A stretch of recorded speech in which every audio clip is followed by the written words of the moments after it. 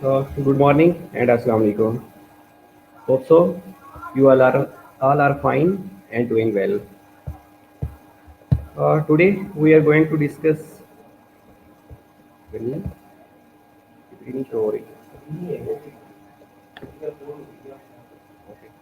Today we are going to discuss about the musculoskeletal system. Musculoskeletal system, as you know, consists of bones of the skeleton, their joints, and the skeletal muscles that are voluntary in nature.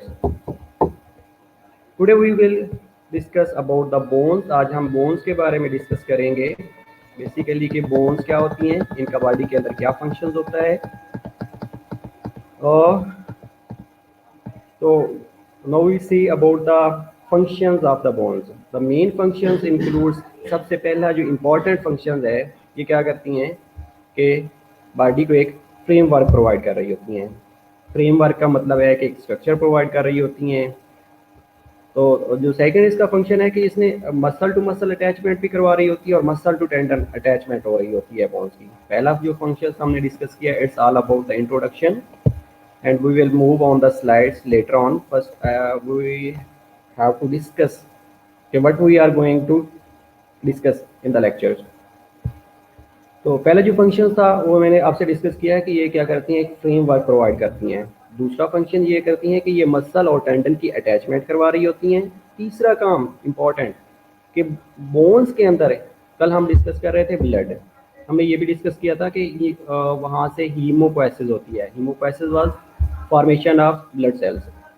तो जितने भी blood cells बन रहे होते हैं वो प्लोरीपोटेंट stem cells से बन रहे होते हैं। अब प्लोरीपोटेंट स्टेम सेल्स कहाँ पड़ा होता है, बेसिकली बोन मैरो के अंदर। तो बोन मैरो बोन्स के अंदर पड़ा होता है। तो ये जो इंपॉर्टेंट फंक्शंस परफॉर्म कर रही होती है, ये एक हीमोपोएसिस का फंक्शन प्रोवाइड कर रही होती है।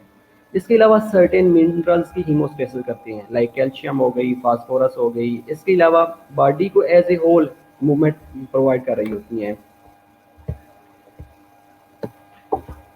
ओके, तो ये डिफरेंट फंक्शंस हो सकते हैं बोन्स के। इसके अलावा और मल्टीपल फंक्शंस हो सकते हैं, we will discuss in the slides as well. इसके अलावा सर्टेन बोन्स होती हैं जो कि स्पेशल टाइप्स ऑफ बाउंड्रीज बना रही होती हैं। If we talk about the cranial bones, तो डेफिनेटली आपने देखा होगा स्कल के अंदर एक स्पेसिफिक टाइप्स ऑफ बाउंड्रीज बन रही होती हैं।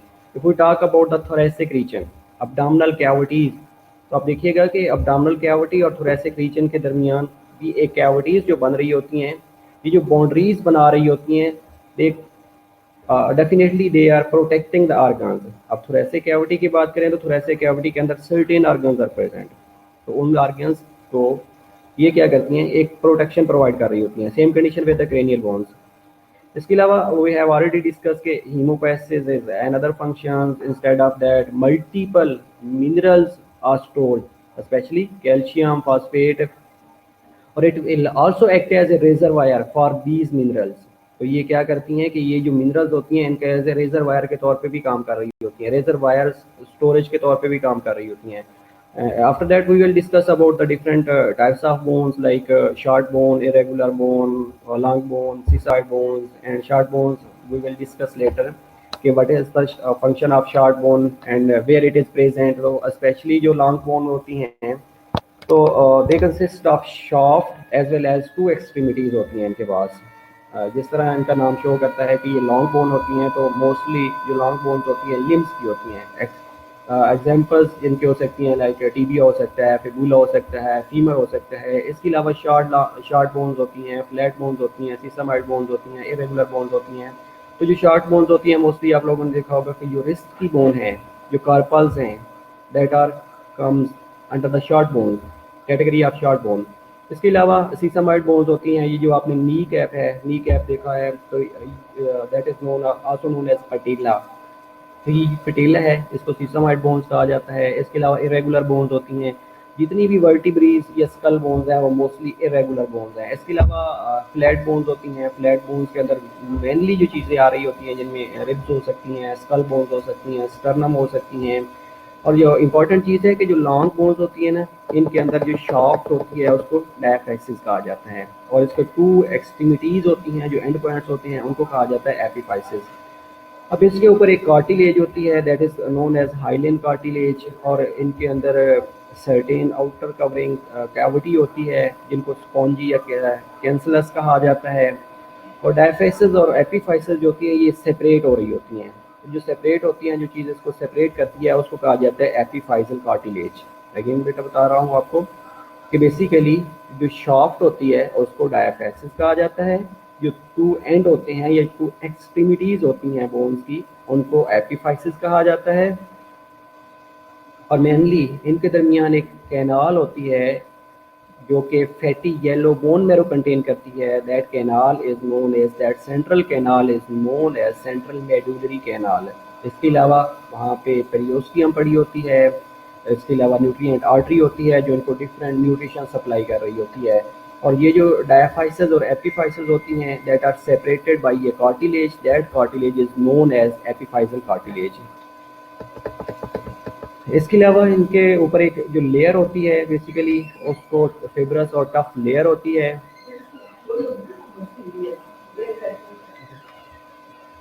और जो कि बोन्स की अंडरनीथ जितनी भी स्ट्रक्चर्स पड़ी होती हैं उनको कवर कर रही होती हैं। इसके अलावा अगर हम इनके सेल्स की को डिस्कस करें तो वहाँ पे मेनली इनर लेयर जो कंटेन कर रही होती है उसके अंदर ऑस्टियोब्लास्ट पड़े होते हैं, ऑस्टियोब्लास्ट होते हैं।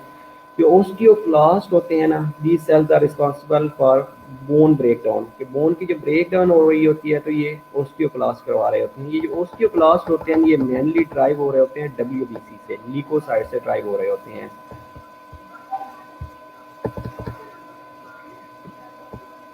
Instead of that, we will also discuss about the remodeling of the bones। के remodeling क्या होती है। हाइलिन कार्टिलेज sometimes replace हो जाती है, bone surface के ऊपर हाइलिन कार्टिलेज होती है that will be replaced by the periosteum। ये भी हम डिस्कस करेंगे। इसके अलावा समटाइम्स कोई ऐसी कंडीशंस आ जाती हैं जब बोन्स की थिकनिंग होना शुरू हो जाती है। जब कोई न्यू बोन्स टिश्यू बन रही होती है पेरियोस्टियम के नीचे तो जो बोन्स हैं वो एक्चुअली थिकन होना शुरू हो जाती हैं। इनकी blood supply as well as और नर्व सप्लाई होती है। ब्लड सप्लाई इनके पास एक आर्टरी होती है that artery is known as nutrient artery जो कि बोन की शाफ्ट को सप्लाई कर रही होती है। और जो एपीफाइसिस हैं उनकी on their on blood supply होती है। और जब ये मिच्योर होना शुरू हो जाती हैं तो they make a capillary network जो कि एक दूसरे के साथ इंटरकनेक्टेड होती हैं। जब कैपिलरी नेटवर्क बन जाता है तो ये एक दूसरे के साथ इंटरकनेक्टेड होना शुरू हो जाती हैं। इसके अलावा इनके अंदर सेंसरी नर्व एंडिंग डेफिनेटली होती हैं, सेम साइड पे इंटर हो रही होती हैं जहाँ से न्यूट्रिएंट आर्टरी इंटर हो रही होती है। और इनकी सर्टेन ब्रांचेज होती हैं। जब भी कोई बोन इंजरी होती है तो दैट इज़ वेरी पेनफुल क्योंकि जहाँ से न्यूट्रिएंट आर्टरी इंटर हो रही होती है वहाँ से as well as nerve endings या नर्व जो सप्लाई होती है, सेंसरी नर्व सप्लाई, वो भी उस सेम साइड्स के साथ इंटर हो रही होती है। ये that was about the long bone. अगर हम शॉर्ट बोन्स को डिस्कस करेंगे तो शॉर्ट बोन्स में हमने डिस्कस किया है कि ये बोन मेनली जो होती हैं स्मॉलर इन साइज होती हैं। और अगर इनकी माइक्रोस्कोपिक स्ट्रक्चर्स के बारे में डिस्कस करेंगे तो इसमें जो मेजर कंस्टिट्यूएंट्स होते हैं, जो major minerals you can say कि जो मिनरल्स होते हैं जिनमें जो कैल्शियम है और फॉस्फेट है, 65% इसके अंदर कैल्शियम होता है। Calcium as well as phosphate होता है 65% इसके अंदर ये डेपोजिशन हुई पड़ी होती है। इसलिए ये कहा जाता है कि ये मिनरल की होम्योस्टेसिस करवाती हैं। Calcium as well as calcium phosphate या फॉस्फेट ये 65% इनके अंदर पड़ा होता है। इसके अलावा एक इनके अंदर ऑर्गेनिक मटेरियल्स होता है जिनको ऑस्टियोइड्स कहा जाता है जो कि मेनली कोलेजन से बना होता है। इनके अंदर इसके अलावा इनऑर्गेनिक मैट्रिक्स होता है जो बोन को हार्ड कर रहा होता है। और हार्ड करने के साथ साथ उनको एक ब्रिटल भी कर रहा होता है एज वेल एज उनको हार्ड भी कर रहा होता है। और जो ऑर्गेनिक मटेरियल होता है, जो रिमेनिंग ऑर्गेनिक मटेरियल होता है उसको ऑस्टियोइड्स कहा जाता है जो कि मेनली कोलेजन से बना होता है। इसके अलावा सर्टेन इसके अंदर सेलुलर कंपोनेंट्स होते हैं जो कि लेस दैन 2% होते हैं। इंस्टेड ऑफ दैट इसके अंदर बोन सेल्स होते हैं। बोन सेल्स में mainly 3 types of bone cells we will discuss इंशाल्लाह, कि जिसमें यहाँ ओस्टियोब्लास्ट होते हैं, ओस्टियोसाइट्स होते हैं और ओस्टियोक्लास्ट होते हैं। ये 3 types of cells are present in the bones और इनको बोन सेल्स भी कहा जाता है। और जो ओस्टियोब्लास्ट होते हैं मेनली ये बोन फार्मिंग सेल्स होते हैं। अब इन्होंने करना क्या होता है, कैसे फॉर्मेशन करते हैं, बेसिकली ये इनऑर्गेनिक सार्ट्स या जितने भी ओस्टियोइड्स बोन टिश्यू के अंदर पड़े होते हैं उनकी डेपोजिशन ये करवा रहे होते हैं। और जब बोन ग्रो कर रही होती हैं तो उनके अंदर ये रिपेयरिंग और रीमॉडलिंग का काम भी कर रहे होते हैं। अब अगेन बेटा आपको बता रहा हूँ कि ओस्टियो जो ब्लास्ट होते हैं ना, इनको बोन फार्मिंग सेल कहा जाता है। ये करते क्या है कि जो inorganic salt as well as जो ओस्टियार्ड्स होते हैं इन द बोन टिश्यू, उनकी ये डेपोजिशन के लिए रिस्पॉन्सिबल होते हैं, उनको डेपोजिशन करवा रहे होते हैं ऑर्गेनिक साल्ट की एज वेल एज ओस्टियार्ड्स की। इसलिए ये जहाँ पे बोन रिपेयर हो रही होती है या बोन की रीमॉडलिंग हो रही होती है, उस जगह पे ये प्रेजेंट होते हैं। इसके अलावा ये प्रीओस्टियम में पड़े होते हैं। इसके अलावा इमेच्योर बोन्स की जब ओसिफिकेशन हो रही होती है तो उसके सेंटर में पड़े होते हैं। ये डाइफाइसिस या ये जो एंड ऑफ द डाइफाइसिस होता है एपिफाइजल कार्टिलेज के एंड पे, वहाँ पे पड़े होते हैं। ये जब जब फ्रैक्चर्स हो जाता है या बोन ब्रेक डाउन हो जाती है या बोन की कोई इंजरी हो जाती है तो उस साइड के ऊपर ये ओस्टियोब्लास्ट जो है दे आर प्रेजेंट। इसके अलावा इनके अंदर टीनी स्मॉल स्मॉल पॉकेट्स होती हैं जिनको लिप्यूने कहा जाता है, जो कि जब बोन ग्रो कर रही होती है और that will B differentiated into osteocytes, और ये जो वो ओस्टियोब्लास्ट होते हैं that will be converted into osteocytes. अब जो ओस्टियोसाइट्स होते हैं इनका जो मेनली काम होता है, इसने क्या करना होता है कि जितने भी टिश्यू पड़ा होता है, टिश्यू फ्लूइड पड़ा होता है, बोन्स के अंदर जो टिश्यू फ्लूइड पड़ा होता है उसको इसने न्यूरिश करना होता है। न्यूरिश कैसे करता है? बेसिकली इनके पास एक सेंट्रल कैनाल होती है, एक फ्लूइड टिश्यू फ्लूइड होता है कैनकुलाई, दैट इज नोन एज कैनकुलाई। तो वो क्या करता है कि वो थ्रू सेंट्रल कैनाल उसके अंदर रेडिएट करवा रहा होता है, और वो जो ओस्टियोब्लास्ट है अगेन बता रहा हूँ that will be converted into osteocytes. अब ओस्टियोसाइट्स क्या करते हैं? ओस्टियोसाइट्स में जो बोन के अंदर जो न्यूरिशमेंट होती है, ये बोन को जो न्यूरिश करना होता है उसके अंदर जो जितने भी ऑर्गेनिक सब्सटेंसेस होते हैं उनके लेवल को मेंटेन करना होता है, मेंटेनेंस करवा रहे होते हैं ताकि उसकी जो सर्वाइवल और प्रोटेक्शन है उसको इन्हांस किया जा सके। इसके अलावा ओस्टियोक्लास्ट होते हैं। ओस्टियोक्लास्ट में ये क्या करते हैं कि ये वो सेल्स होते हैं जिन्होंने बोन को ब्रेक डाउन करना होता है। अब जैसे ही बोन की ब्रेक डाउन होती है तो मैंने ऑलरेडी डिस्कस किया था कि बोन के अंदर मिनरल होमियोस्टेसिस हो रही होती है, जिनमें मेनली जो कैल्शियम है और फॉस्फेट होता है। और ये जो कैल्शियम और फॉस्फेट है आई हैव ऑलरेडी डिस्कस कि ये 65% इज प्रेजेंट है। तो ये जो ओस्टियोक्लास्ट होते हैं जब बोन की ब्रेकडाउन होती है ना, तो ये कैल्शियम और फॉस्फेट को रिलीज करना शुरू कर देते हैं। इसके अलावा सर्टेन अदर कंडीशंस हो सकती हैं जिसमें जो कैल्शियम और फॉस्फेट का लेवल है ये कम या ज़्यादा होना शुरू हो जाता है, उस कंडीशन को ओस्टियोप्रोसिस भी बोला जाता है। तो स्पेशली मीनोपॉजल वीमेन के अंदर हो सकता है, या कोई ऐसा पेशेंट्स जो कि रीनल फेलियर का पेशेंट्स होता है तो उसमें रीनल ओस्टियोडिस्ट्रॉफी होने के चांसेस होते हैं। तो ये अदर कंडीशंस हैं जो कि पैथोलॉजिकल कंडीशंस होती हैं। लेकिन मेनली ओस्टियोक्लास्ट क्या करते हैं, जब भी बोन की ब्रेकडाउन होएगी तो ये calcium as well as phosphate को रिलीज करना शुरू कर देती हैं। अब जो ओस्टियोक्लास्ट होते हैं इनके अंदर न्यूक्लियाई होते हैं और ये मोनोसाइट के साथ फ्यूजन कर लेते हैं, फ्यूज हो जाते हैं। अब बेसिकली ये ओरिजिनेट कैसे होते हैं इसको हम इंशाल्लाह स्लाइड्स के ऊपर डिस्कस करेंगे कि इनकी ओरिजिनेशन कैसे हो रही होती है। ये जो ओस्टियोब्लास्ट होते हैं ओस्टियोक्लास्ट होते हैं ना, ये मोस्टली मोनोसाइट से ड्राइव हो रहे होते हैं और ये बोन के उस एरिया में पाए जाते हैं जहाँ पे एक्टिव ग्रोथ हो रही होती है और बोन की रिपेयर की रिमोल्डिंग बड़ी तेज़ी के साथ हो रही होती है। तो उस जगह पे इन्होंने क्या करना होता है, बोन की रिमोल्डिंग करनी होती है और बोन को जो ब्रेक डाउन हुई पड़ी होती है या डेब्रीज पड़ी होती हैं उसको भी इन्होंने क्लियर आउट करना होता है। इसके अलावा परियोस्टियम क्या करता है कि ये नीचे कोई भी हाइलेन कार्टिलेज के नीचे अगर या कोई फ्रैक्चर्स हो गया है तो हीलिंग में हेल्प आउट कर रहे होते हैं। इसके अलावा जो जितने भी हीलिंग प्रोसेस हो रहा होता है तो थ्रू मेडुलरी कैनाल, जो कि हमने ऑलरेडी डिस्कस किया है कि मेडुलरी कैनाल से ये सारे न्यूरिशमेंट प्रोवाइड कर रहे होते हैं। इंस्टेड ऑफ दैट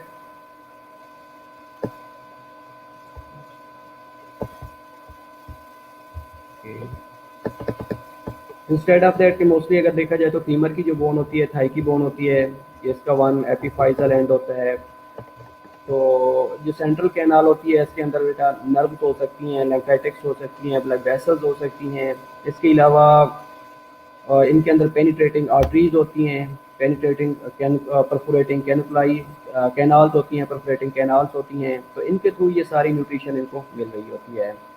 तो इसके अलावा इसके अंदर इम्पॉर्टेंट ये है कि इनके अंदर लिप्योने होते हैं जो कि एक दूसरे के साथ कम्युनिकेट कर रहे होते हैं through a small channels, through a tiny channels. तो उनको कैनिकुलाई कहा जाता है, वो जो टीनी चैनल्स होते हैं।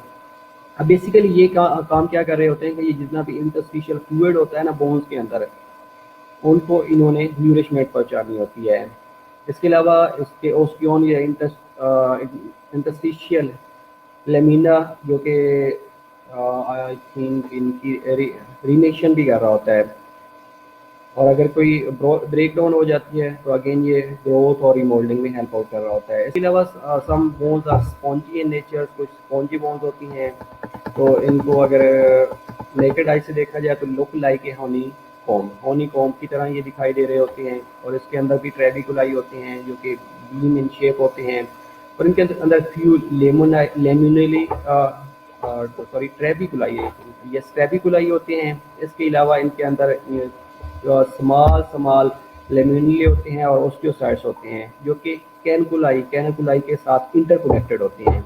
ओस्टियोसाइट्स जो होते हैं ये इंटरस्टिशियल फ्लूइड के अंदर डिफ्यूज होके स्मॉल या जो टीनी कैनकुलाई पड़े होते हैं उन तक ये न्यूरिशमेंट पहुंचा रहे होते हैं।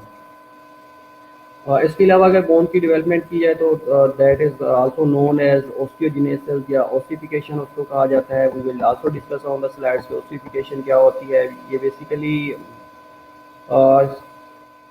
बर्थ से पहले स्टार्ट हो जाती है और अनटिल अनलेस के 21st ईयर्स तक ये कंप्लीट नहीं होती, इनकम्प्लीट होती है, लेकिन कुछ बुक्स कहती हैं कि ये 24 ईयर्स तक इनकम्प्लीट होती है और after 24 year that will be completed. Flat bones जो होती हैं ये मेम्ब्रेन मॉडल से डेवलप हो रही होती हैं और इनके अंदर टेंडन्स और सिस्टमाइड बोन्स के अंदर टेंडन मॉडल्स होते हैं। इंपॉर्टेंट इसमें ये चीज़ थी I think. Instead of that we will also discuss about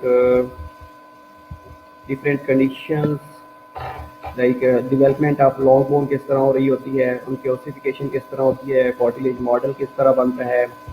तो ये चीज़ें हमने इंशाल्लाह डिस्कस करनी है।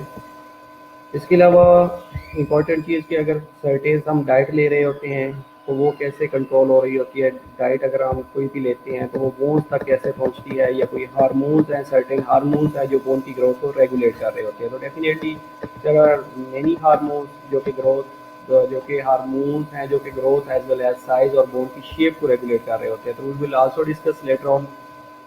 तो मेनली जो हार्मोन्स हैं उनमें ग्रोथ हार्मोन है, थायराइड हार्मोन है, थायरॉक्सन हैं, या T3 या T4 हैं, that is thyroxine and triiodothyronine. Thyroxine is also known as T4 and triiodothyronine is known as T3।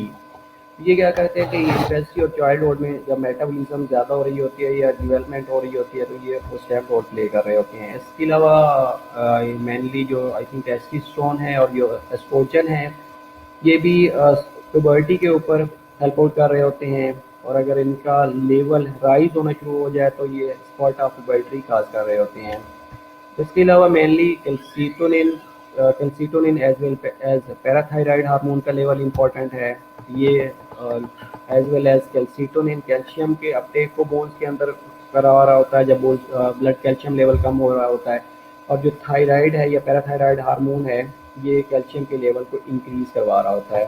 That will we will also discuss about these hormones and their homeostasis, कि इनकी homeostasis किस तरह हो रही होती है। Well इसके अलावा सर्टेन डाइट्स होती हैं या बोन्स के अंदर होती हैं, या वो बोन्स जब हम एक्सरसाइज कर रहे होते हैं तो उनमें बोन्स का क्या रोल हो सकते हैं, वी विल आल्सो डिस्कस। तो ये जो बोन्स हैं ये इनका जो साइज़ है ये वेरी कर रहा होता है from the period of 5 to 6 months। तो इसके अलावा अगर हम बात करें कि एक्सरसाइज की तो ये रेंज ऑफ मोशन प्रोवाइड कर रही होती हैं। इसके अलावा जो डाइट्स की बात करते हैं तो जो बोन्स के अंदर डाइट्स मेनली जो हमें रिक्वायर्ड चीज़ें होती हैं उनमें dietary calcium is very very important. Instead of that vitamins like A, C और D calcium as well as smaller amounts of mineral जिनमें फास्फेट्स है, आयरन हो सकता है, मैग्नीज हो सकते हैं। इसके अलावा विटामिन्स जो इम्पोर्टेंट है उसमें इसलिए इम्पोर्टेंट होते हैं क्योंकि इन्होंने ओस्टियोब्लास्ट की एक्टिविटी को बढ़ाना होता है, और ओस्टियोब्लास्ट की एक्टिविटी के लिए विटामिन बहुत ज़रूरी होते हैं। विटामिन जो सी है स्पेशली इसमें अगर कोलेजन की सिंथेसिस करवानी होती है ये इसलिए इम्पोर्टेंट है। Vitamin D as mostly required for the calcium and phosphate absorption from the intestinal tract. तो जो हम खाना खाते हैं तो उसके लिए विटामिन डी रिक्वायर्ड होता है for absorption of calcium as well as phosphate from the GIT tract. इसके अलावा we will also discuss about the healing of the bones. अगर बोन्स के अंदर कोई प्रॉब्लम्स आ जाता है, लाइक फ्रैक्चर्स हो जाते हैं, तो ये कैसे हील आउट होते हैं। तो we will also discuss about different types of fractures, like simple हो सकता है, कंपाउंड हो सकता है, कुछ लॉजिकल फ्रैक्चर्स हो सकते हैं। इसके अलावा और भी डिफरेंट टाइप्स हैं फ्रैक्चर्स की। तो वी विल आल्सो डिस्कस के सबसे पहले अगर फ्रैक्चर्स हो जाता है तो हीमाटोमा बनना शुरू हो जाता है। The haematoma is also called collection of blood clot. जब कलेक्शन ऑफ ब्लड क्लॉट होता है तो that is known as haematoma. तो ये कैसे बनेगा हीमाटोमा। और इसके अलावा वी विल आल्सो डिस्कस कि अगर ये हीमाटोमा बन जाता है तो उसके बाद एक्यूट इन्फ्लेमेशन या जो इन्फ्लेमेटरी एक्सोडेशन हो रही होती है वो किस तरह बनती है। जो एक्सोडेशन होती है, इन्फ्लेमेटरी एक्सोडेशन, उसके अंदर क्या क्या चीज़ें होती हैं। तो उसके अंदर we will also discuss about के माइक्रोफेजेस होती हैं, उन्होंने क्या काम करना होता है कि वो जो हीमाटोमा बना है उसके अंदर अगर कोई डेड सब्सटेंसेस हैं या कोई डेब्रीज आ गई हैं तो उसकी उन्होंने ब्रेक डाउन करनी होती है, उसकी फ्रेगमेंटेशन करनी होती है ताकि वो बोन को जल्दी से जल्दी हील आउट किया जा सके। इसके अलावा we will also discuss about certain terminologies, like articulation क्या होती है, आर्टिकुलेशन सरफेस क्या है, हाइलाइट कार्टिलेज क्या है, फिब्रस कार्टिलेज क्या है। तो इसको हम एक एक करके डिस्कस कर लेंगे इंशाल्लाह।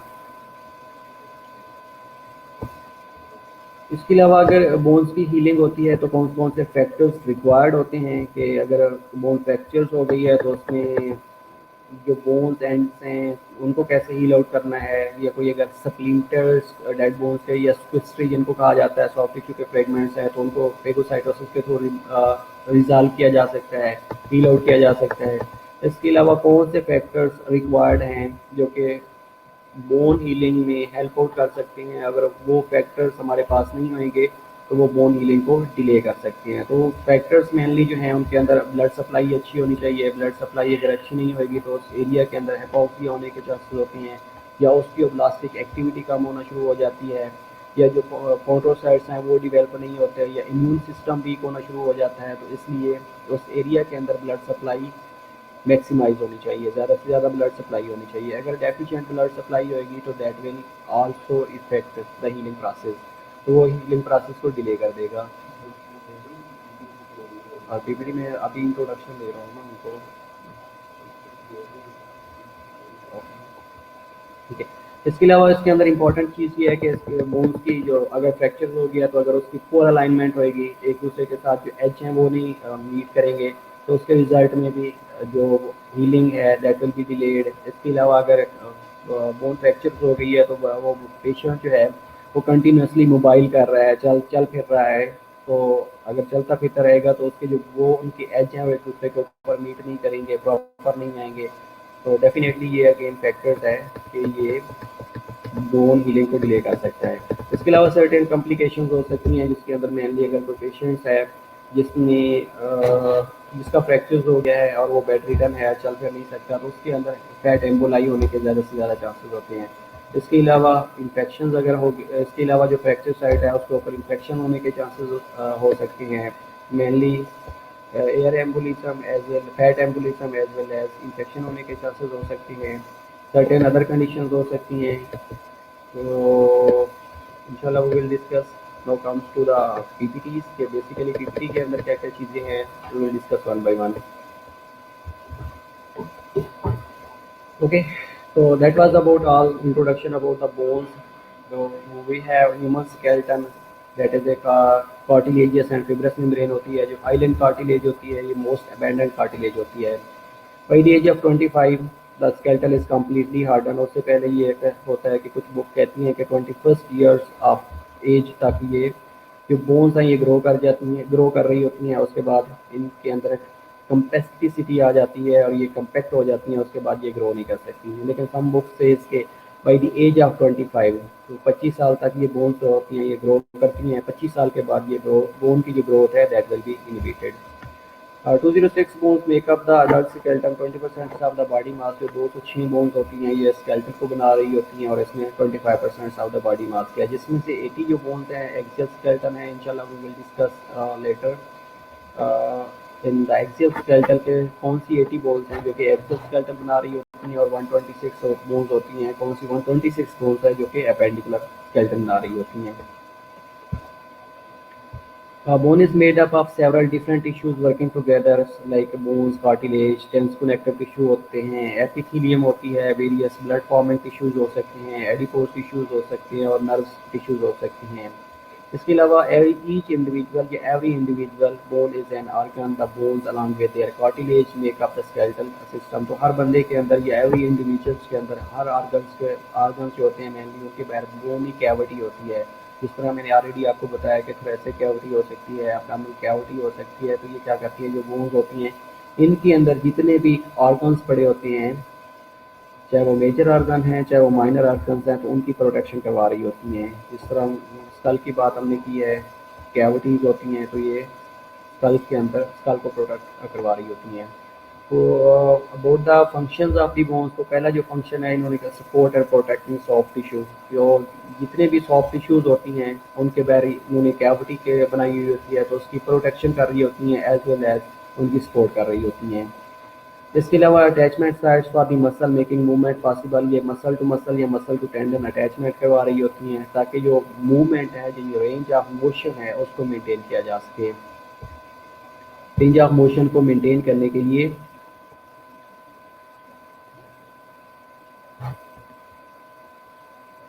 रेंज ऑफ मोशन को मेंटेन करने के लिए ये इनकी अटैचमेंट टेंडन टू टेंडन हो सकती है या बोन टू बोन अटैचमेंट हो रही होती है. इसके अलावा ब्लड सेल प्रोडक्शन स्पेशली मैंने डिस्कस किया कि ये हीमोपोएसिस करवा रही होती हैं. हीमोपोएसिस वाज दैट की फॉर्मेशन ऑफ ब्लड सेल्स. तो फॉर्मेशन ऑफ ब्लड सेल कैसे होती है कि जो प्लोरिपोटेंट स्टेम सेल है वो बेसिकली बोन मैरो के अंदर होती है. तो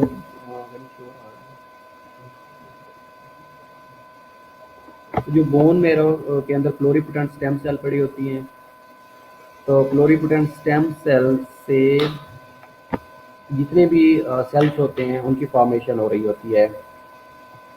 इसलिए ये क्या करती हैं, हीमोपोएसिस करवा रही होती है. इसके अलावा सर्टेन मिनरल्स जिनमें कैल्शियम और फास्फेट है जो कि 65% बोन्स के अंदर पड़ा होता है, बोन्स के अंदर डेपोजिशन हुई पड़ी होती है. तो ये इसलिए इसको मिनरल होमोस्टैसिस भी कहा जाता है. लेकिन जब ऑस्टियोक्लास्ट की एक्टिविटी बढ़ जाती है तो ऑस्टियोक्लास्ट क्या करते हैं, ये कैल्शियम और फास्फेट को बोन से रिलीव करना शुरू कर देते हैं, रिलीज करना शुरू कर देते हैं. इसके अलावा energy storage in the yellow bone marrow के अंदर एनर्जी स्टोर हो रही होती है और ये स्पेशली कम्पैक्ट बोन में पड़ा होता है. इसके अलावा बोन सेल्स होते हैं, जो बोन सेल्स होते हैं जिनके अंदर सेल डिवीजन हो रही होती है और डिवेल्प इनटू ओस्टियोब्लास्ट. तो ओस्टियोजेनिक सेल्स होते हैं जिनके अंदर सेल डिवीजन होती है. सेल डिवीजन सेल डिवीजन होने के बाद that will be converted into osteoblast. तो पहले जो प्रीजेनरेटर्स सेल्स होते हैं जहाँ से इन्होंने डिवीजन होनी होती है, ये निकलना होता है, तो that cells are known as osteogenic cells. तो ओस्टियोजेनिक सेल के अंदर सेल डिवीजन होती है और सेल डिवीजन होने के बाद that will be converted into osteoblast. तो ये ओस्टियोब्लास्ट में कन्वर्ट हो जाते हैं. और ओस्टियोब्लास्ट जितने भी हैं इन्होंने क्या करना होता है कि जो बोन्स की building cells that are also known as bone building cells, इन्होंने बोन की फॉर्मेशन करनी होती है. बोन की फॉर्मेटिंग सेल्स या bone maturing cells are known as osteocytes. उसके बाद ओस्टियोसाइट्स. ओस्टियोसाइट्स जब ये ओस्टियोब्लास्ट बोन बिल्डिंग सेल्स हैं, जब ये मैच्योर हो जाते हैं तो that will be converted into osteocytes. Principal cells of the bone are also known as osteogenic cells are also known as osteogenic cells जो होते हैं प्रोजेनेटिक सेल्स इनको कहा जाता है. We will discuss on the latest slide. तो ये जो ओस्टियोजेनिक सेल्स होते हैं अंदर को सेल डिवीजन और डिवेल्प इनटू ओस्टियोब्लास्ट. तो इनके अंदर सेल डिवीजन होती है और उसके बाद ये कन्वर्ट हो जाते हैं इनटू ओस्टियोब्लास्ट के अंदर. जो ओस्टियोब्लास्ट होते हैं ये क्या होते हैं कि these are bone building cells. उसके बाद जब ये मिच्योर ओस्टियोब्लास्ट मिच्योर होना शुरू हो जाते हैं तो मेच्योरेशन के बाद मिच्योर होने के बाद ये that will be converted into osteocytes. और ओस्टियोसाइट्स जो हैं ये principal cells of bone tissue हैं. Osteoclast are drive from the monocytes. मैंने ऑलरेडी डिस्कस किया था कि ये WBC से ड्राइव हो रहे होते हैं, या अगर मोनोसाइट्स कहते हैं तो भी ठीक है. And serve to break down the bone tissue. और कहीं पे फ्रैक्चर्स हो जाता है तो ये क्या करते हैं, उस जगह की जो डेब्रीज होती हैं उनको क्लियर आउट कर रहे होते हैं। अगर कोई इन्फेक्शन हो गया तो उस साइड को भी ये वॉश आउट कर रहे होते हैं। That is a process of osteoformation of osteocytes या formation of blood cells. First cells are osteogenic cells develops into the osteoblast. तो पहला से जो सेल्स है उनके अंदर क्या है कि ये ओस्टियोजेनिक सेल्स हैं, इन्होंने मिच्योर होना है, इनके अंदर सेल डिवीजन होती है, सेल डिवीजन होने के बाद that will be converted into osteoblast. और जो ओस्टियोब्लास्ट हैं ये बोन का मैट्रिक्स बना रहे होते हैं। और थर्ड वन, जब ये मिच्योर हो जाते हैं ओस्टियोब्लास्ट तो that will be converted into osteocytes. और ओस्टियोसाइट्स मिच्योर बोन सेल्स होते हैं और इनको principal cells of bone tissue भी कहा जाता है। तो पहले जो चीज़ थी वो ओस्टियोजेनिक सेल्स थे। अब जो ओस्टियोजेनिक सेल्स थे वो basically develop into an osteoblast. इनके अंदर डिवीजन हुई, डिवीजन होने के बाद ये मिच्योर हुए, मिच्योर होने के बाद ये कन्वर्ट हो गए इनटू ओस्टियोब्लास्ट। जैसे ही ओस्टियोब्लास्ट में कन्वर्ट होते हैं तो ये बेसिकली बोन का जो मैट्रिक्स होता है उसको बना रहे होते हैं। उसके बाद जब ये मिच्योर हो जाते हैं तो ये that will be converted into osteocytes. Osteocytes क्या करते हैं कि इन्होंने बोन का जो टिश्यू है उसको मेंटेन करना होता है और इनको principal cells of bone tissue भी कहा जाता है। और जो फोर्थ वन है ये बेसिकली ओस्टियोक्लास्ट होते हैं। और ओस्टियोक्लास्ट जो होते हैं ये मोस्टली मोनोसाइट से ड्राइव होते हैं, ये डब्ल्यूबीसी से ड्राइव हो रहे होते हैं। अब इन्होंने क्या करना होता है कि अगर बोन की ब्रेक डाउन हुई है या कोई फ्रैक्चर हो गया है या बोन के अंदर मैट्रिक्स ज़्यादा बन गया है तो उसकी इन्होंने ब्रेक डाउन करनी होती है और इन्होंने जो डेब्रीज होती हैं उनको वॉश आउट करना होता है या क्लियर कर रहे होते हैं। बेटा मस्कुलोस्केलेटल सिस्टम, ओस्टियोजेनिटर्स ओस्टियोप्रोजेनिटर सेल्स होते हैं जिनके अंदर अनडिफरेंशिएशन होती है, अनडिफरेंशिएटेड सेल्स भी कहा जाता है। Can divide to replace stem cells and can become osteoblast. That cell was known as osteoprogenitor cells. ये बेसिकली ओस्टियोजेनिक सेल्स होते हैं या उनके प्रीकर्सर्स होते हैं जो कि अनडिफरेंशिएटेड सेल्स होते हैं और ये डिवाइड करते हैं। डिवाइड करने के बाद इन्होंने ओस्टियोब्लास्ट में कन्वर्ट हो जाना होता है। और ये पाए कहाँ पे जाते हैं, मेनली ये जो पेरियोस्टियम होती है और एंडोस्टियम होती है उसके अंदर ये इनर लेयर के अंदर पड़े होते हैं। तो जो ओस्टियोब्लास्ट होते हैं ये अगेन डिस्कस कर रहे हैं कि ये बेसिकली मैट्रिक्स बना रहे होते हैं and collagen fibres but can not divide. लेकिन ये ओस्टियो जो ब्लास्ट होते हैं ये कोलेजन फाइबर को बनाते हैं लेकिन डिवाइड नहीं करते। लेकिन जब ये मिच्योर हो जाते हैं ना तो that will be converted into osteocytes. बेटा ये स्मॉल प्रोजेक्शंस होती हैं जिनके थ्रू इन्होंने डेब्रीज को या बोन को ब्रेक डाउन को क्लियर करना होता है। इसको कहा जाता है रफल्ड बॉर्डर। तो स्मॉल प्रोजेक्शंस होती हैं, ये जाके बेसिकली वहाँ पे अटैचमेंट करवाती हैं और अटैचमेंट करवाने के बाद उस एरिया को क्लियर करना शुरू कर देती हैं, इसलिए उनको रफल्ड बॉर्डर कहा जाता है। तो जो ओस्टियोब्लास्ट थे ये डिवाइड नहीं करते लेकिन कोलेजन फाइबर और मैट्रिक्स बोन का मैट्रिक्स बना रहे होते हैं। उसके बाद जब ये मिच्योर होना शुरू हो जाते हैं, मिच्योर होने के बाद that will be converted into osteocytes. अब जो ओस्टियोसाइट्स हैं that are principal cells of the bone tissue. अब इन्होंने क्या करना होता है, जो ओस्टियोसाइट्स में ये मैट्रिक्स सिक्रीट नहीं करते लेकिन जो सेल्स होते हैं उनको मिच्योर करना शुरू कर देते हैं। इसके अलावा ओस्टियोक्लास्ट होते हैं। ओस्टियोक्लास्ट ह्यूज सेल्स होते हैं फ्रॉम फ्यूज्ड मोनोसाइट, स्पेशली जो डब्ल्यूबीसी होते हैं वहाँ से ये बन रहे होते हैं। और इनका जो काम होता है mainly function is bone reabsorption at the surface such as endosteum. जो एंडोस्टियम होती है वहाँ से इन्होंने अटैच होना होता है सरफेस के साथ और बोन्स के रीअब्जॉर्प्शन करवाना शुरू कर देनी होती है। गouty आर्थराइटिस डेफिनेटली हो सकता है, अगर गोट है तो गouty आर्थराइटिस होने के चांसेस होते हैं। एंडोस्टियम इनर लेयर होती है, पेरियोस्टियम और एंडोस्टियम बेसिकली ये लेयर्स होती हैं। अब इन्होंने क्या करना होता है, ये कवरिंग प्रोवाइड कर रही होती है बोन को और जितने भी न्यूट्रिएंट्स होते हैं बोन तक पहुंचाने में ये पेरियोस्टियम और एंडोस्टियम हेल्प आउट कर रही होती हैं, लेयर्स होती हैं बेसिकली। ये इनकी एक ये बेसिकली इनकी शेप किस तरह की होती है, तो first one was osteogenic cells होते हैं जो कि ओस्टियोब्लास्ट में डेवलप होते हैं। ये पहला जो सेल्स है दैट शोज कि ओस्टियोब्लास्ट इस तरह के होते हैं। दूसरे जो होते हैं ये ओस्टियोसाइट्स होते हैं, जब ये मिच्योर बन जाते हैं, जब ओस्टियोब्लास्ट मिच्योर हो जाते हैं तो that are known as osteocytes. तो मेनली जो हम सेल ले रहे होते हैं बोन के, उसमें हम 3 तरह के सेल ले रहे होते हैं। One was osteoblast, other is osteocytes and third one is osteoclast. हम ओस्टियोजेनिक सेल्स को लेते ही नहीं हैं, क्योंकि इनके अंदर सेल डिवीजन होने के बाद ये मिच्योर होकर ओस्टियोब्लास्ट में कन्वर्ट हो जाती हैं। और ओस्टियोब्लास्ट जो हैं ये बोन का मैट्रिक्स बना रहे होते हैं। लेकिन जब इनके अंदर डिवीजन भी नहीं होती, बेसिकली जो ओस्टियोब्लास्ट हैं ये क्लोजन बनाते हैं एज वेल एज मैट्रिक्स को बना रहे होते हैं, लेकिन इनके अंदर भी डिवीजन नहीं होती। लेकिन जब ये मिच्योर हो जाते हैं, मिच्योर होने के बाद that will be converted into osteocytes. तो ओस्टियोसाइट्स क्या है, इन्होंने बोन के टिश्यू को मेंटेन करना होता है और ये principal cells of the bones हैं। उसके बाद ओस्टियोक्लास्ट होते हैं। ओस्टियोक्लास्ट ड्राइव हो रहे होते हैं मोनोसाइट से। बेटा प्रीओस्टियम और एंडोस्टियम जो होती हैं ये लेयर्स हैं बोन के ऊपर। इंशाल्लाह वी विल डिस्कस लेटर, बल्कि स्केल लैब में अगर आफ्टर लॉकडाउन हम देखेंगे कि ये प्रीओस्टियम किस तरह की लेयर होती है और बोन्स के अंदर किस तरह की अटैचमेंट करवा रही होती है। क्योंकि प्रीओस्टियम और एंडोस्टियम क्या करती है, ये कवरिंग प्रोवाइड कर रही होती है, बोन के ऊपर कवरिंग होती है। अब बोन को जितनी भी न्यूट्रिएंट्स सप्लाई मिल रही होती है या न्यूट्रिशन मिल रही होती है वो इस पेरियोस्टियम के थ्रू मिल रही होती है। पेरियोस्टियम एक लेयर होती है जिसमें ब्लड सप्लाई जा रही होती है। बेटा ये इनके अंदर अनडिफ्रेंशिएशन होती है, लेकिन उसके बाद ये डिफ्रेंशिएशन होना शुरू हो जाती है। अगर डिफ्रेंशिएशन ना हो तो that will not be converted into osteoblast. तो जो डिफ्रेंशिएशन है ये इनिशियली ये जब प्री ओस्टियोजेनिक फेज में होते हैं उस टाइम इनके अंदर अनडिफ्रेंशिएशन होती है, लेकिन जैसे ये मिच्योर होना शुरू हो जाते हैं तो इनके अंदर सेल डिवीजन होना शुरू हो जाती है। और वो जो सेल डिवीजन है इनको लीड करती है ओस्टियोजेनिक सेल के अंदर।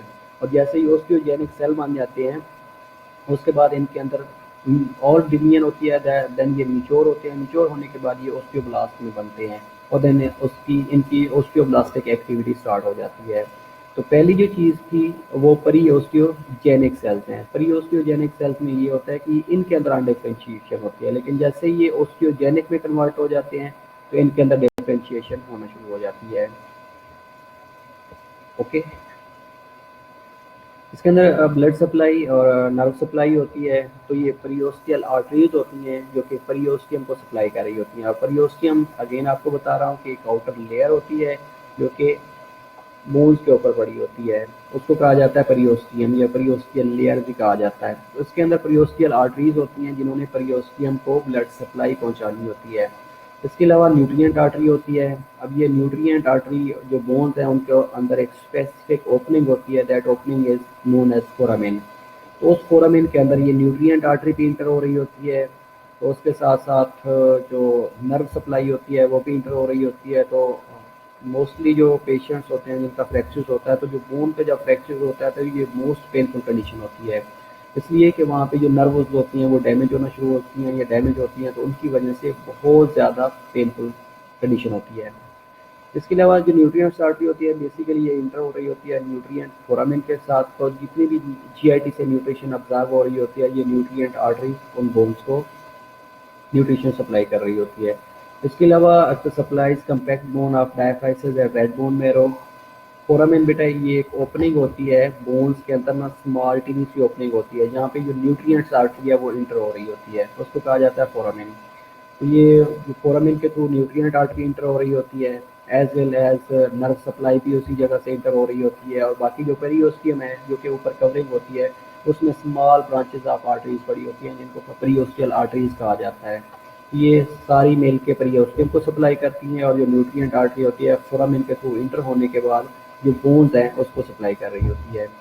इसके अलावा कम्पैक्ट बोन ऑफ डायफाइसल और रेड बोन मैरो को भी ये सप्लाई कर रही होती है। मेटाफाइजल और एपीफाइजल एंड्स होती हैं, तो ये रेड बोन मैरो और टिश्यू ऑफ दी एपीफाइजल को भी ये सप्लाई कर रही होती है। अभी ये एक साथ डायग्राम शो की गई है, अगर उसमें आप देखेंगे तो ये ऊपर वाला जो एच है इसके अंदर ये लिखा हुआ कि एपीफाइसिस है, मिड में मेटाफाइसिस होती है और जो लोअर एज वाला बॉर्डर है दैट शोज के ये डायाफाइसिस है। तो इसके अलावा इसके ऊपर आर्टिकुलर कार्टिलेज होती है, एपिफाइजल वेन्स होती हैं, एपिफाइजल आर्टरीज होती है। अब ये देखिएगा कि जो एपिफाइजल एरिया है ना, एपिफाइजल एरिया के अंदर आर्टरीज इंटर हो रही होती हैं। अब ये जो आर्टरीज हैं ये बेसिकली आर्टिकुलर कार्टिलेज के अंदर नीचे पड़ी होती हैं। आर्टिकुलर कार्टिलेज या हाइलेन कार्टिलेज, ये सेम चीज़ के दो नाम हैं। जब बोन्स ये मोस्टली जो जॉइंट्स होते हैं ना, जिस बोन्स के जो जॉइंट्स होते हैं वहाँ पे जो कार्टिलेज पड़ी होती है that is known as articular cartilage या हाइलेन कार्टिलेज होती है। डायाफाइसिस बेटा ये जो एंड वाला पार्ट होता है। इसके अलावा एपिफाइजल वेन्स होती हैं, एपिफाइजल आर्टरीज होती हैं, ये दोनों ज्वाइन करती हैं। ज्वाइन करने के बाद बोन्स को ये सप्लाई कर रही होती हैं। मेटाफाइजल वेन्स हो सकती हैं, मेटाफाइजल आर्टरी होती हैं, पेरियोस्टियम और पेरियोस्टियल आर्टरीज होती हैं और पेरियोस्टियल वेन्स होती है। जहाँ पे आर्टरी इंटर हो रही होती है या वेन्स इंटर हो रही होती हैं उस जगह को बेटा फोरामिन कहा जाता है कि ये फोरामिन होता है। एक स्मॉल स्मॉल ओपनिंग होती है, वहाँ से ये आर्टरी इंटर हो रही होती हैं और इंटर होने के बाद जो बोन्स हैं उनको सप्लाई कर रही होती हैं। न्यूट्रिएंट्स आर्टरी है, न्यूट्रिएंट्स आर्टरी जहाँ पे लिखा हुआ है वहाँ पे देखिएगा कि एक स्मॉल सी ओपनिंग है और वो ओपनिंग है, ओपनिंग के थ्रू न्यूट्रिएंट आर्टरी या न्यूट्रिएंट वेन इंटर हो रही है। तो उसको न्यूट्रिएंट आर्टरी और न्यूट्रिएंट वेन के ऊपर देखेंगे तो ये न्यूट्रिएंट फोरामिन भी लिखा हुआ है। तो ये जो फोरामिन है बेसिकली ये ओपनिंग है। ओपनिंग होने के रिजल्ट में वहाँ से nutrient artery as well as nutrient vein enter और एग्जिट हो रही होती हैं और उसके साथ जो नर्व सप्लाई है वो भी इंटर हो रही होती हैं और उसके बाद ये आगे सब ब्रांचेस में डिवाइड हो रही होती हैं।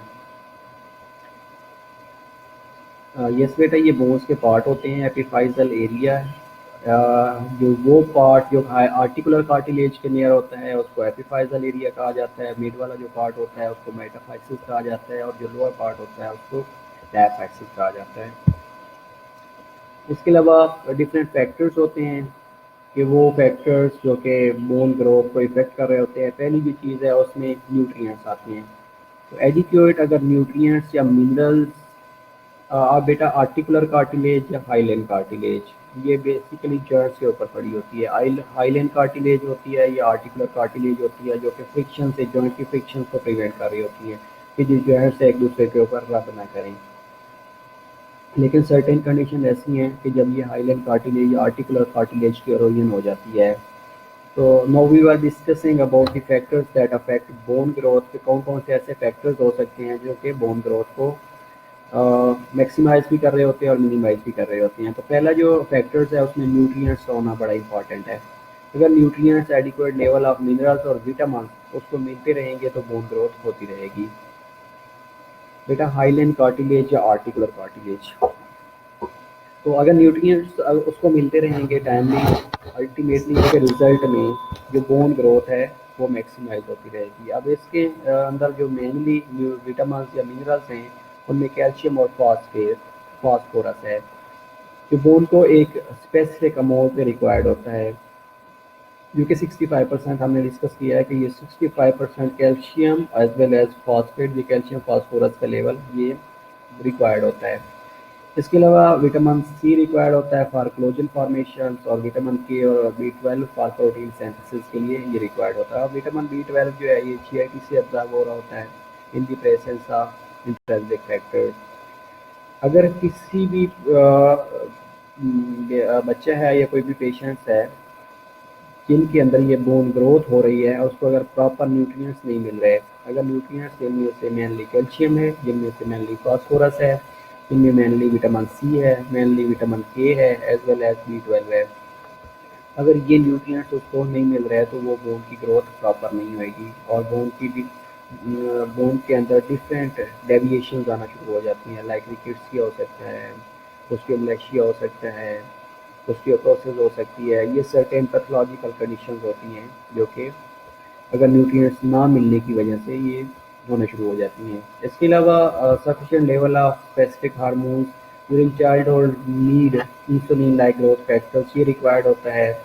अब ये क्यों रिक्वायर्ड होता है बेसिकली इसमें promote cell division at the epiphyseal plate. Epiphyseal plate के ऊपर ये इंसुलिन ग्रोथ फैक्टर्स होता है फ्रॉम जो B12 है ये GID से अब्जॉर्ब होता है, टर्मिनल इलियम से भी अब्जॉर्ब हो रहा होता है लेकिन in the presence of intrinsic factors B12 की अब्जॉर्प्शन टर्मिनल इलियम से भी हो रही होती है। इलियम स्मॉल इंटेस्टाइन का पार्ट है। तो सफिशिएंट इसके जो हार्मोन्स का लेवल है इंसुलिन लाइक ग्रोथ फैक्टर्स होते हैं ये ग्रोथ हार्मोन से बेसिकली ड्राइव हो रहे होते हैं। अगर ये चाइल्ड होल्ड में प्रॉपर सिक्रीट नहीं होंगे तो जो ग्रोथ है दैट विल बी रिटार्डेड। तो promote cell division at the epiphyseal plate के ऊपर इन्होंने ग्रोथ को प्रमोट कर रहे होते हैं। इसके अलावा need human growth hormone, like इसके अलावा थायराइड T3 और T4 और इंसुलिन ये रिक्वायर्ड होती है। अगर ये किसी वजह से नहीं मिलेगी या T3 या T4 का लेवल डेविएशन होना शुरू हो जाती है या थायराइड का लेवल कम या ज़्यादा होना शुरू हो जाता है तो प्रॉपर मेटाबॉलिज्म नहीं होगी। अगर मेटाबॉलिज्म नहीं होगी तो अल्टीमेटली एट द एंड क्या होगा कि जो नॉर्मली ग्रोथ हो रही थी सेल की एज वेल एज बोन की वो नहीं होगी। इसके अलावा सर्टेन हार्मोन्स हैं जो पुबर्टी के ऊपर रिक्वायर प्रोड्यूस हो रहे होते हैं और उसमें से सेक्स हार्मोन स्पेशली एस्ट्रोजन और टेस्टोस्टेरोन हैं क्योंकि सडन ग्रोथ और modification of skeleton to create male and female forms को बनाने में हेल्प आउट कर रहे होते हैं। स्पेशली जो पेल्विक ग्रिडल उसको बनाने में ये हेल्प आउट कर रहे होते हैं। एपिफाइजल प्लेट्स एंड पे होती हैं, प्लेट्स होती हैं जो कि एक दूसरे के साथ फ्यूज हो रही होती हैं। अब इनके अंदर बेसिकली सेल डिवीजन हो रही होती है। अगर ये सेल डिवीजन नहीं होएगी प्लेट्स के अंदर तो उनका जो साइज़ है वो नहीं बढ़ता। अगर साइज़ नहीं बढ़ेगा तो वो बोन्स जो हैं वो ग्रो नहीं करती, तो उनके अंदर इलोंगेशन नहीं होती, बोन्स लार्ज नहीं होती।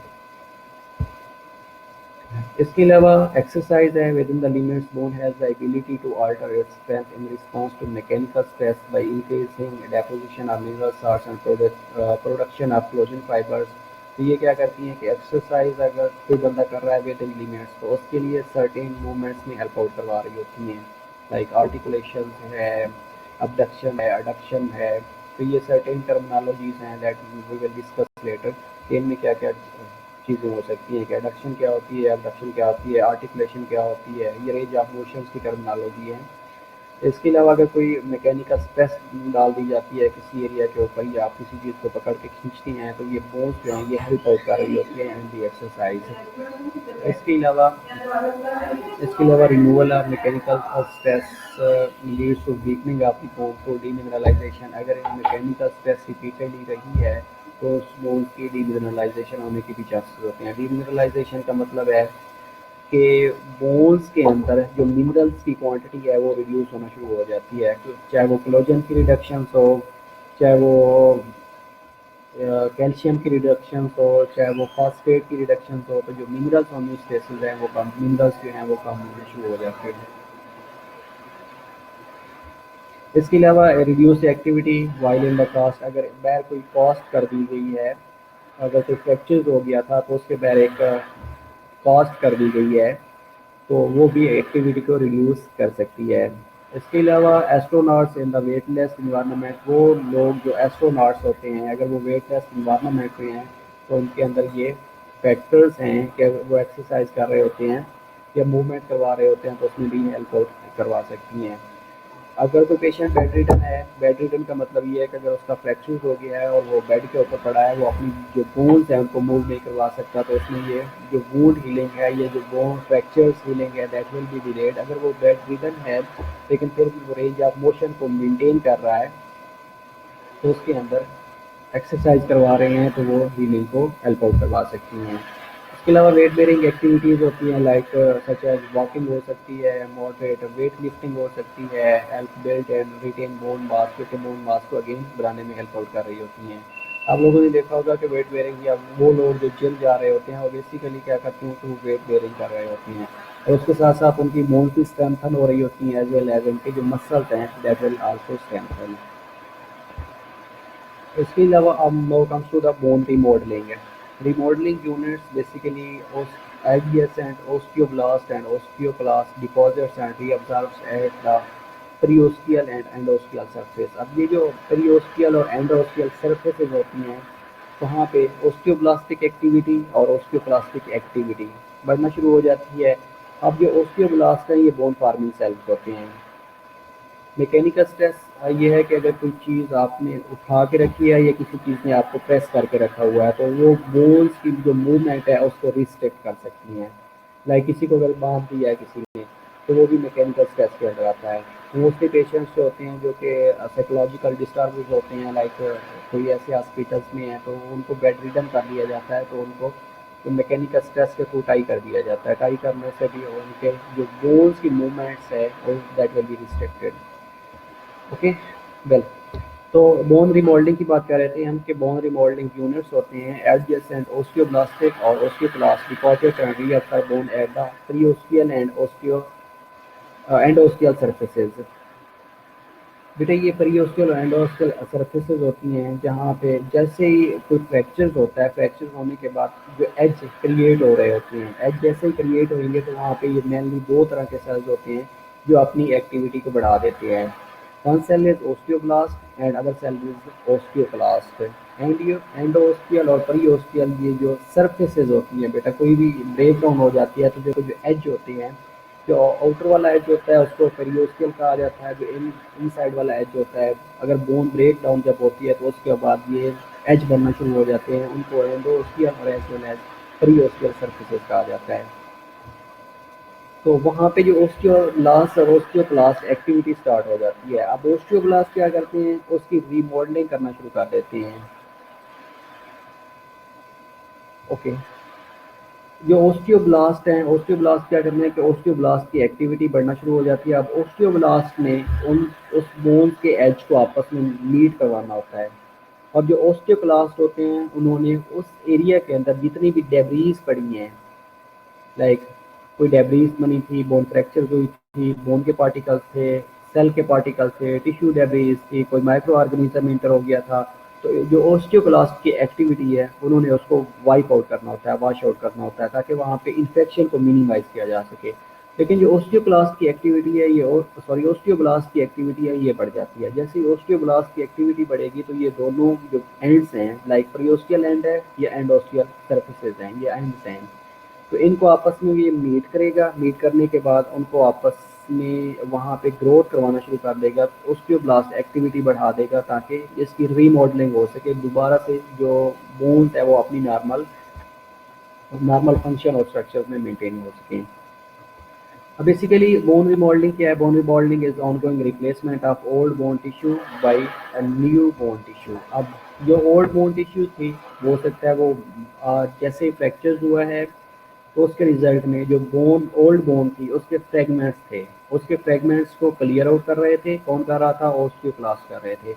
उसके बाद इसने क्या किया कि बोन्स की जो ओल्ड बोन थी उसको न्यू बोन से रिप्लेस करवा रहे हैं। करवा कौन रहे हैं? ओस्टियोब्लास्ट करवा रहे होते हैं। Old bone is constantly destroyed by the osteoclast. अब जो ओल्ड बोन थी वो आप मैंने ऑलरेडी बताया कि ओस्टियोक्लास्टिक एक्टिविटी बढ़ जाती है। अब जैसे ही ओस्टियोक्लास्टिक एक्टिविटी बढ़ेगी तो वो जो ओल्ड बोन के फ्रैक्चर्स पड़े हैं या डेब्रीज पड़ी हैं या स्मॉल स्मॉल पीसेस पड़े हैं, उन्होंने क्या किया है कि उनको ओके, ओस्टियोब्लास्ट और ओस्टियोक्लास्ट की एक्टिविटी के बारे में हम डिस्कस कर रहे थे। मैं ये बता रहा था कि बोन रिमॉडलिंग के अंदर क्या होता है कि जो ओस्टियोक्लास्ट हैं उन्होंने क्या करना होता है, वो जो डेब्रीज बनी थी, फ्रैक्चर हुआ था या कोई भी प्रॉब्लम हुआ था, तो उसके रिजल्ट में उन्होंने जो ओल्ड बोन के पीसेस पड़े हैं या टिश्यू पड़े हैं या डेब्रीज पड़ी हैं उनको उन्होंने क्लियर आउट करवाना है। अब ओस्टियोक्लास्ट ड्राइव हो रहे थे डब्ल्यूबीसी से। इसके रिजल्ट में ये क्या करेंगे कि ये बेसिकली माइक्रोफेजेस ड्राइव होते हैं। माइक्रोफेजेस ड्राइव होने के रिजल्ट में ये उस एरिया में इन्फेक्शन को भी प्रिवेंट कर रहे होते हैं। और दूसरे होते हैं ओस्टियोब्लास्ट। अब ओस्टियोब्लास्ट में क्या करना होता है कि ओस्टियोब्लास्ट में बोन की रीजनरेट करना होता है। रीजनरेट का मतलब ये होता है कि उस एरिया के अंदर उन्होंने अपनी एक्टिविटी बढ़ानी होती है। एक्टिविटी बढ़ाने के रिजल्ट में वो जो है एपिफाइजल एज वेल एंडोफाइजल सर्फेसेस हैं उनको आपस में मीट करवाना है ताकि जो ग्रोथ है, जो ऑसिफिकेशन है वो नॉर्मल हो सके। इसके अलावा older bones is constantly destroyed by osteoclast varies new bones is constructed by osteoblast. अब जो ओस्टियोक्लास्ट हैं ये ओल्ड बोन को डिस्ट्रॉय करते रहते हैं और ओस्टियोब्लास्ट जो हैं वो नई बोन्स को बनाते रहते हैं। In the orthodontics piece are remove by braces. आपने देखा होगा कि जब छोटा बच्चा होता है उसके एक दूध वाले दांत जिसे कहा जाता है वो निकले होते हैं, लेकिन 6 मंथ के बाद या 5 ईयर्स या 7 ईयर्स के बाद उसके जो पहले वाले ऑर्थोडेंटिक्स टीथ होते हैं दैट विल बी रिमूव्ड। तो उसके बाद उसके जो सॉकेट्स होते हैं उसमें ओस्टियोब्लास्टिक एक्टिविटी होती है वो उसको रिमूव करवा देते हैं और देन ओस्टियोब्लास्टिक एक्टिविटी होती है जो अगेन उसके अंदर परमानेंट टीथ को रीजनरेट करवा देते हैं। अगेन जो ऑर्थोडेंटिक्स टीथ होते हैं that are removed by the braces. अब इसमें क्या होता है कि जो ओस्टियोब्लास्ट हैं ओस्टियोक्लास्ट और ओस्टियो जो क्लास्ट है उनकी एक्टिविटी बढ़ जाती है। एक्टिविटी बढ़ने के रिजल्ट में वो एक स्पेसिफिक सॉकेट या पॉकेट्स में पड़े होते हैं, उसको रिमूव करवा देते हैं 6 to 7 ईयर्स ऑफ एज के अंदर। उसके बाद ओस्टियोब्लास्ट की एक्टिविटी बढ़ती है, वो उस सॉकेट्स के अंदर या उस पॉकेट्स के अंदर उनकी परमानेंटली अलाइनमेंट कर देती हैं। तो जो दोबारा टीथ हैं वो परमानेंट टीथ निकल आती है। ये पहले जो टीथ होते हैं उनको ऑर्थोडेंटिक्स टीथ कहा जाता है, जो कि टेम्परेरी नेचर्स होते हैं। उसके अलावा सर्टेन हार्मोन्स और calcitriol control bone growth and bone remodelling. Definitely several hormones होते हैं क्योंकि हमने डिस्कस किए हैं कि लाइक ह्यूमन ग्रोथ हार्मोन हो सकता है, इसके अलावा T3 T4 हो सकता है, कैल्शियम का लेवल हो सकता है और कैल्सिट्रायोल हो सकता है, जो कि बोन ग्रोथ और बोन रिमोल्डिंग को प्रमोट कर रहा होता है। Ongoing since osteoclast curve out small tunnels and osteoblast rebuild osteons। अब ये क्या करते हैं कि osteoblast में ये जैसे ही पहले जो osteoclastic एक्टिविटी बढ़ी थी, osteoblastic एक्टिविटी बढ़ी थी, उसके बाद इन्होंने क्या किया कि osteoclastic एक्टिविटी को बढ़ा दिया। दिस इज ब्रैकेट्स जिसमें जो टीथ होते हैं वो फिक्स हुए होते हैं। Osteoblast form proof leak proof seal around the cell edges। अब osteoclast क्या थे, इन्होंने एक ना रीबिल्ड ओस्टियोन को बना दिया है। अब ये क्या होते हैं कि इन्होंने जो leak proof seal edges create करना शुरू कर देते हैं। इसके अलावा सर्टेन इंजाइम्स इनके नीचे सेक्रीट हो रहे होते हैं जो कि कैल्शियम और फॉस्फेट को रिलीज हो रहे होते हैं। द इंटेस्टिनल फ्लूइड और osteoblast take over bone remodelling, और उसके बाद जो ओस्टियोब्लास्ट एक्टिविटी बढ़ना शुरू हो जाती है और बोन को रीबिल्ड करना शुरू कर देते हैं। पहली कंडीशन ऐसी थी जिसके अंदर ओस्टियोक्लास्टिक एक्टिविटी बढ़ जाती है। अब ओस्टियोक्लास्टिक एक्टिविटी बढ़ने के रिजल्ट में जितनी भी कैल्शियम या फॉस्फेट पड़ी थी वो रिलीज होना शुरू हो जाती है। जैसे ही ये सारी चीज़ें रिलीज होंगी, रिलीज होने के रिजल्ट में स्पेशली हमने डिस्कस किया था कि कैल्शियम और फॉस्फेट बड़ा होता है। कैल्शियम और फॉस्फेट की रिलीज होएगी, ये हो सकता है कि इंटरस्टिशियल फ्लूइड के अंदर चली जाएगी। उसके बाद जो ओस्टियोब्लास्ट हैं ये बोन के रिबिल्ड करना शुरू कर देंगे, तो दोबारा जो नॉर्मल बोन थी उसका मैट्रिक्स बनाना शुरू कर देते हैं। इसके अलावा continual distribution of bone matrix along lines of mechanical stress. अगर कोई मैकेनिकल स्ट्रेस दी गई है तो उसके ऊपर जो बोन मैट्रिक्स हैं उसके ऊपर एक रीडिस्ट्रीब्यूशन कर देते हैं। Distal femur is fully remoulded every 4 years. अगर फीमर की बात करें तो फ्रैक्चर वगैरह हो जाता है तो 4 महीने के बाद वो रीबिल्ड हो सकता है, रीमॉडल्ड हो सकता है। इसके अलावा बोन डेपोजिशन है। ओस्टियोन बेटा ये होते हैं कि प्रोजेक्शन होते हैं बेसिकली बोन्स के ऊपर। जिस तरह परियोस्टियल लेयर होती है ना, परियोस्टियम होती है, सेम इसी तरह की स्मॉल स्मॉल प्रोजेक्शन होते हैं जिनको ओस्टियोन कहा जाता है। इसके अलावा बोन डेपोजिशन की अगर बात करें तो occurs when where the bone is injured और एडेड स्ट्रेंथ इज नीडेड। तो जब बोन को इंजर हो जाती है तो उसमें मेनली हमें जो चीज़ें रिक्वायर्ड होती हैं, रिक्वायर्ड होने के रिजल्ट में ये जो जिनमें प्रोटीन्स हैं, स्पेशली जो डाइट्स ली जाती है वो रिच इन प्रोटीन होनी चाहिए। इसके अलावा विटामिन सी रिक्वायर्ड होता है, विटामिन डी रिक्वायर्ड होता है, विटामिन ए रिक्वायर्ड होता है, कैल्शियम है, फास्फोरस है, मैग्नीशियम है, मैंगनीज है। ये सारी चीज़ें बोन की रिमोल्डिंग के लिए ज़रूरी होती हैं। अगर ये चीज़ें नहीं मिलेंगी तो अल्टीमेटली जो बोन के अंदर हीलिंग प्रोसेस है दैट विल बी डिलेड। इसके अलावा alkaline phosphate is essential for mineralisation of bones की मिनरलाइजेशन के लिए जो अल्कलाइन फॉस्फेट है वेरी वेरी इंपॉर्टेंट। इसके अलावा जो कोई न्यू मैट्रिक्स डेपोजिशन हो रही होती है उसमें ऑस्टियोन सीम होती हैं जो कि अनमिनरलाइज बैंड ऑफ बोन मैट्रिक्स होते हैं या कैल्सिफिकेशन फ्रंट होते हैं। ये अब्रप्ट ट्रांजिशन जोन्स होती हैं between the osteon seam and older mineralization bonds. Okay, we will continue after the break.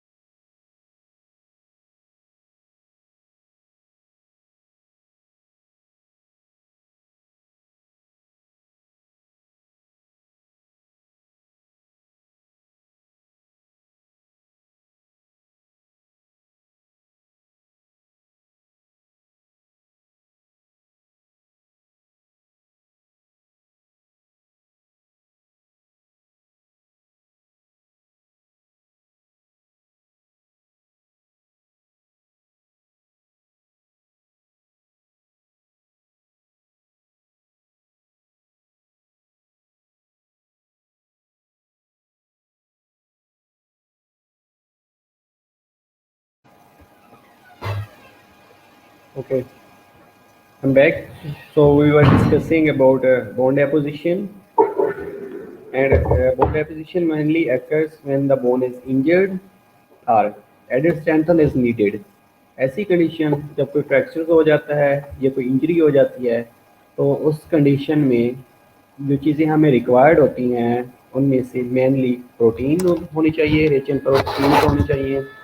इसके अलावा विटामिन सी डी होने चाहिए, विटामिन ए होना चाहिए, calcium is and phosphorus is very very important. इसके अलावा मैग्नीशियम या मैग्नीज होनी चाहिए। Alkaline phosphate is essential for mineralisation of the bone. और site for new matrix deposition are revealed by two things, one is osteoid seam. अब osteoid seam basically क्या चीज़ है, ये unmineralised band of bone matrix होती हैं। जो osteoid seam है that is unmineralised band of bone matrix. दूसरा होता है कैल्सिफिकेशन पॉन्ड। कैल्सिफिकेशन पॉन्ड में अब्रप्ट ट्रांजिशन जोन होता है between the osteoid seam and older mineralised bone. अब पहले जो हमने डिस्कस किया उसमें हमने ये कहा कि ओस्टियाइड सीम होता है। ओस्टियाइड सीम बेसिकली क्या चीज़ है, ओस्टियाइड सीम unmineralized band of bone matrix that is known as osteoid seam। अब कैल्सिफिकेशन फ्रंट क्या है, इसमें ये होता है कि एक जोन बनता है that is abrupt transition zone, जो कि ओस्टियोइड सीम और ओल्डर मिनरलाइज्ड बोन के दरमियान बन रहा होता है। कैल्सिफिकेशन फ्रंट बेसिकली क्या चीज़ है कि ये एक जोन बनता है या एक बॉर्डर बनता है। वो बॉर्डर किसके दरमियान होता है, जो ओस्टियोइड सीम होती है जो कि अनमिनरलाइज्ड बैंड ऑफ बोन मैट्रिक्स है, और दूसरा between the older mineralised bone, जो ओल्डर मिनरलाइज्ड बोन थी उसके और जो ऑलरेडी ओस्टियोइड सीम बन चुका था उनके दरमियान जो एक जोन बनता है या ट्रांजिशन जोन बनता है उसको कहा जाता है कैल्सिफिकेशन पॉइंट।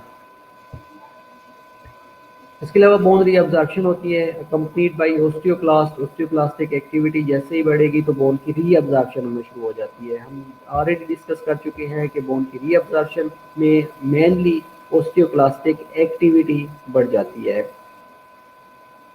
रीअब्जॉर्प्शन बेस बनना शुरू हो जाती हैं। रीअब्जॉर्प्शन बेस बेसिकली क्या चीज़ हैं, grooves formed by osteoclast as they break down bone matrix. अब जैसे ही ओस्टियोक्लास्ट की एक्टिविटी बढ़ेगी तो इन्होंने क्या करना है, इन्होंने बोन के जो मैट्रिक्स पड़ा है उसको ब्रेक डाउन करना शुरू कर देती हैं। जैसे ही उनकी ब्रेक डाउन होएगी तो ग्रूव्स बनना शुरू हो जाती हैं, उनको कहा जाता है reabsorption base. Reabsorption base are grooves formed by the osteoclast as they break down the bone matrix. तो जैसे ही ओस्टियोक्लास्टिक एक्टिविटी बढ़ेगी, ओस्टियोक्लास्टिक एक्टिविटी बढ़ने के रिजल्ट में जो बोन का मैट्रिक्स था that will be broken down. तो उस ब्रोकन डाउन होने के रिजल्ट में स्मॉल स्मॉल ग्रूव्स बनते हैं, पार्टीशन बनना शुरू हो जाती है, अप्स एंड डाउन्स होते हैं, तो उनको कहा जाता है रीअब्जॉर्प्शन बेस। उसके बाद reabsorption involves osteoclast secretion of, उसमें जो मेनली जब रीअब्जॉर्प्शन हो रही होती है या बोन की ब्रेक डाउन हो रही होती है तो उसमें जो लाइजोसोमल एक्टिविटी है वो बढ़ जाती है। लाइजोसोमल एक्टिविटी जैसे ही बढ़ेगी तो ये क्या करते हैं, ये ऑर्गेनिक मैट्रिक्स को डाइजेस्ट करना शुरू कर देते हैं। ओके, मैं बता रहा था कि रीअब्जॉर्प्शन बेस क्या है। बेसिकली रीअब्जॉर्प्शन बेस ये है कि जब ओस्टियोक्लास्टिक एक्टिविटी बढ़ेगी, ओस्टियोक्लास्टिक एक्टिविटी बढ़ने के रिजल्ट में जो बोन मैट्रिक्स है दैट उसकी ब्रेक डाउन होना शुरू हो जाएगी। अब जैसे ही उसकी ब्रेक डाउन होएगी कहीं अप्स और डाउन्स आना शुरू हो जाएंगी, कहीं पे ब्रेक डाउन ज़्यादा होगी कहीं पे कम होना शुरू हो गई, तो उसमें ना स्मॉल स्मॉल ग्रूव्स बनते हैं, कहीं ज़्यादा डाउनवर्ड हो गया, किसी जगह पे अपवर्ड हो गया, तो ये जो ग्रूव्स होते हैं that grooves are known as reabsorption base.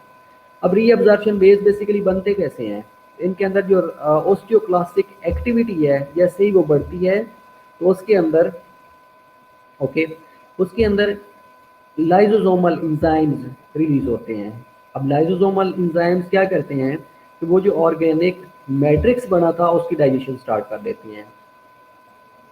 उसके बाद जो एसिड्स होते हैं वो कैल्शियम को सॉल्युबल फॉर्म्स के अंदर कन्वर्ट कर देते हैं, and then dissolved matrix is transduced across the osteoblast cell where it is secreted into interstitial fluid and then into the blood।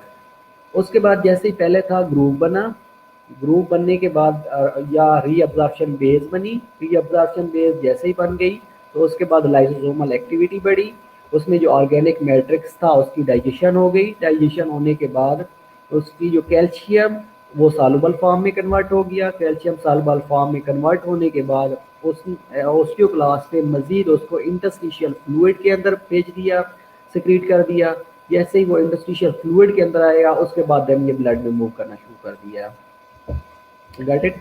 तो अगेन कि ओस्टियोक्लास्ट की एक्टिविटी जैसे ही बढ़ती है तो ये क्या करते हैं कि बोन के मैट्रिक्स को डिग्रेड करना शुरू कर देते हैं, बोन के मैट्रिक्स को ब्रेक डाउन करना शुरू कर देते हैं। बोन का मैट्रिक्स जैसे ही ब्रेक डाउन होएगा तो वहाँ पे जो ओस्टियोक्लास्ट है वो अपनी रीअब्जॉर्प्शन बढ़ा देते हैं। अब रीअब्जॉर्प्शन कैसे बढ़ाएंगे, वो लाइसोसोमल एंजाइम्स रिलीज करते हैं। लाइसोसोमल एंजाइम जो ऑर्गेनिक मैट्रिक्स था उसकी डाइजेशन स्टार्ट कर देते हैं और जो एसिड्स है वो कैल्शियम को सॉल्युबल फॉर्म में कन्वर्ट कर देता है। जैसे ही सॉल्युबल फॉर्म में कन्वर्ट होएगा तो जो डिसॉल्व मैट्रिक्स था वो मेम्ब्रेन के साथ जो ओस्टियोक्लास्ट सेल होते हैं उनके साथ अटैच होने के बाद इंटरस्टिशियल फ्लूइड के अंदर सेक्रीट होएगा। जैसे ही वहाँ पे सेक्रीट होएगा देन वो इनटू द ब्लड मूव कर जाएगा। Hormonal regulation of bone growth during youth, के हार्मोन कैसे कंट्रोल कर रहे होते हैं during infancy and childhood. Epiphyseal plates activity is stimulated by the growth hormone. हम पहले भी डिस्कस कर रहे थे, आप लोगों ने पूछा था कि एपिफाइजल प्लेट्स क्या होती हैं। तो एपिफाइजल प्लेट्स के ऊपर बेसिकली आके ग्रोथ हार्मोन एक्ट करता है और ये बढ़ना शुरू हो जाती हैं, इनके अंदर स्टिमुलेशन होना शुरू हो जाती है। लेकिन अगर ग्रोथ हार्मोन सिक्रीट नहीं होएगा, एपिफाइजल प्लेट्स या एपिफाइजल जो एंड्स पॉइंट्स होते हैं वो इनलार्ज नहीं होंगे, तो जो बोन्स का जो इलांगेशन है उनका जो साइज है वो समान रह जाता है। उस कंडीशन को डिवार्फिज्म भी कहा जाता है। ठीक है। Stimulated by growth hormone during puberty, testosterone and oestrogen, इसका रोल है, ये क्या करता है, ये initially promote adolescent growth spurt, growth को स्पर्ट्स करना शुरू कर देता है। इसके अलावा causes masculinisation and feminisation of specific parts of the skeleton. उसके बाद ये मेल और फीमेल का जो स्केलेटन है उसमें हेल्प आउट कर रहा होता है, specially to form pelvic girdle. जो पेल्विक ग्रिडल है वो बनाने में हेल्प आउट कर रहा होता है। Later induced epiphyseal plates, cloyers, ending longitudinal bone growth। Okay बेटा क्या समझ नहीं आ रही, मैं ये इसमें हार्मोनल का regulation of bones during youth के बारे में डिस्कस कर रहा हूँ। उससे पहले हमने ये डिस्कस किया है कि बोन की रीअब्जॉर्प्शन कैसे होती है। ओके। तो अब जब हार्मोन्स हैं, हार्मोन्स में मेनली हमने ये कहा है कि ग्रोथ हार्मोन्स होता है जब इन्फेंसी होती है या चाइल्डहुड होता है, तो उसके में एपिफाइजल प्लेट्स की एक्टिविटी बढ़ जाती है bye the growth hormone. Growth hormone ने एपिफाइजल प्लेट्स के ऊपर आके एक्ट किया और उसकी ग्रोथ होना स्टार्ट हो जाती है। जब ड्यूरिंग प्यूबर्टी में टेस्टोस्टेरोन और एस्ट्रोजन के लिए इंपॉर्टेंट्स हैं, दीज आर हार्मोन्स। तो ये क्या करते हैं, ये बेसिकली जो पेल्विक ग्रिडल है उसको फॉर्म करने में हेल्प आउट कर रहे होती हैं। इसके अलावा लेटर इंड्यूस्ड एपिफाइजल प्लेट क्लोयर, उसके बाद ये एपिफाइजल प्लेट की क्लोयर में हेल्प आउट कर रहे होते हैं और जो लॉन्गिट्यूडनल बोन ग्रोथ होती है उसको एंड करवा रही होती है। अगर ये एंड नहीं करवाएंगे तो बोन इलांगेट होती शुरू इलांगेशन होने शुरू हो जाती है और बहुत ज़्यादा इलांगेट हो जाती है। और अगर लॉन्गिट्यूडनल बोन ग्रोथ की एंड नहीं होएगी तो वो भी अब नॉर्मल डेविएशन की तरफ लीड कर रही होती है।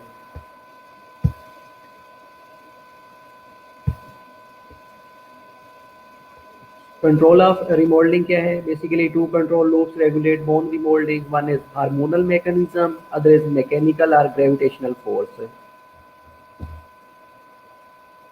बेटा अडोलिसेंस ग्रोथ ये है कि जब बंदा अडोलिसेंस में आता है तो उसमें जो पेल्विक ग्रिडल की ग्रोथ है वो that is controlled by testosterone and oestrogen.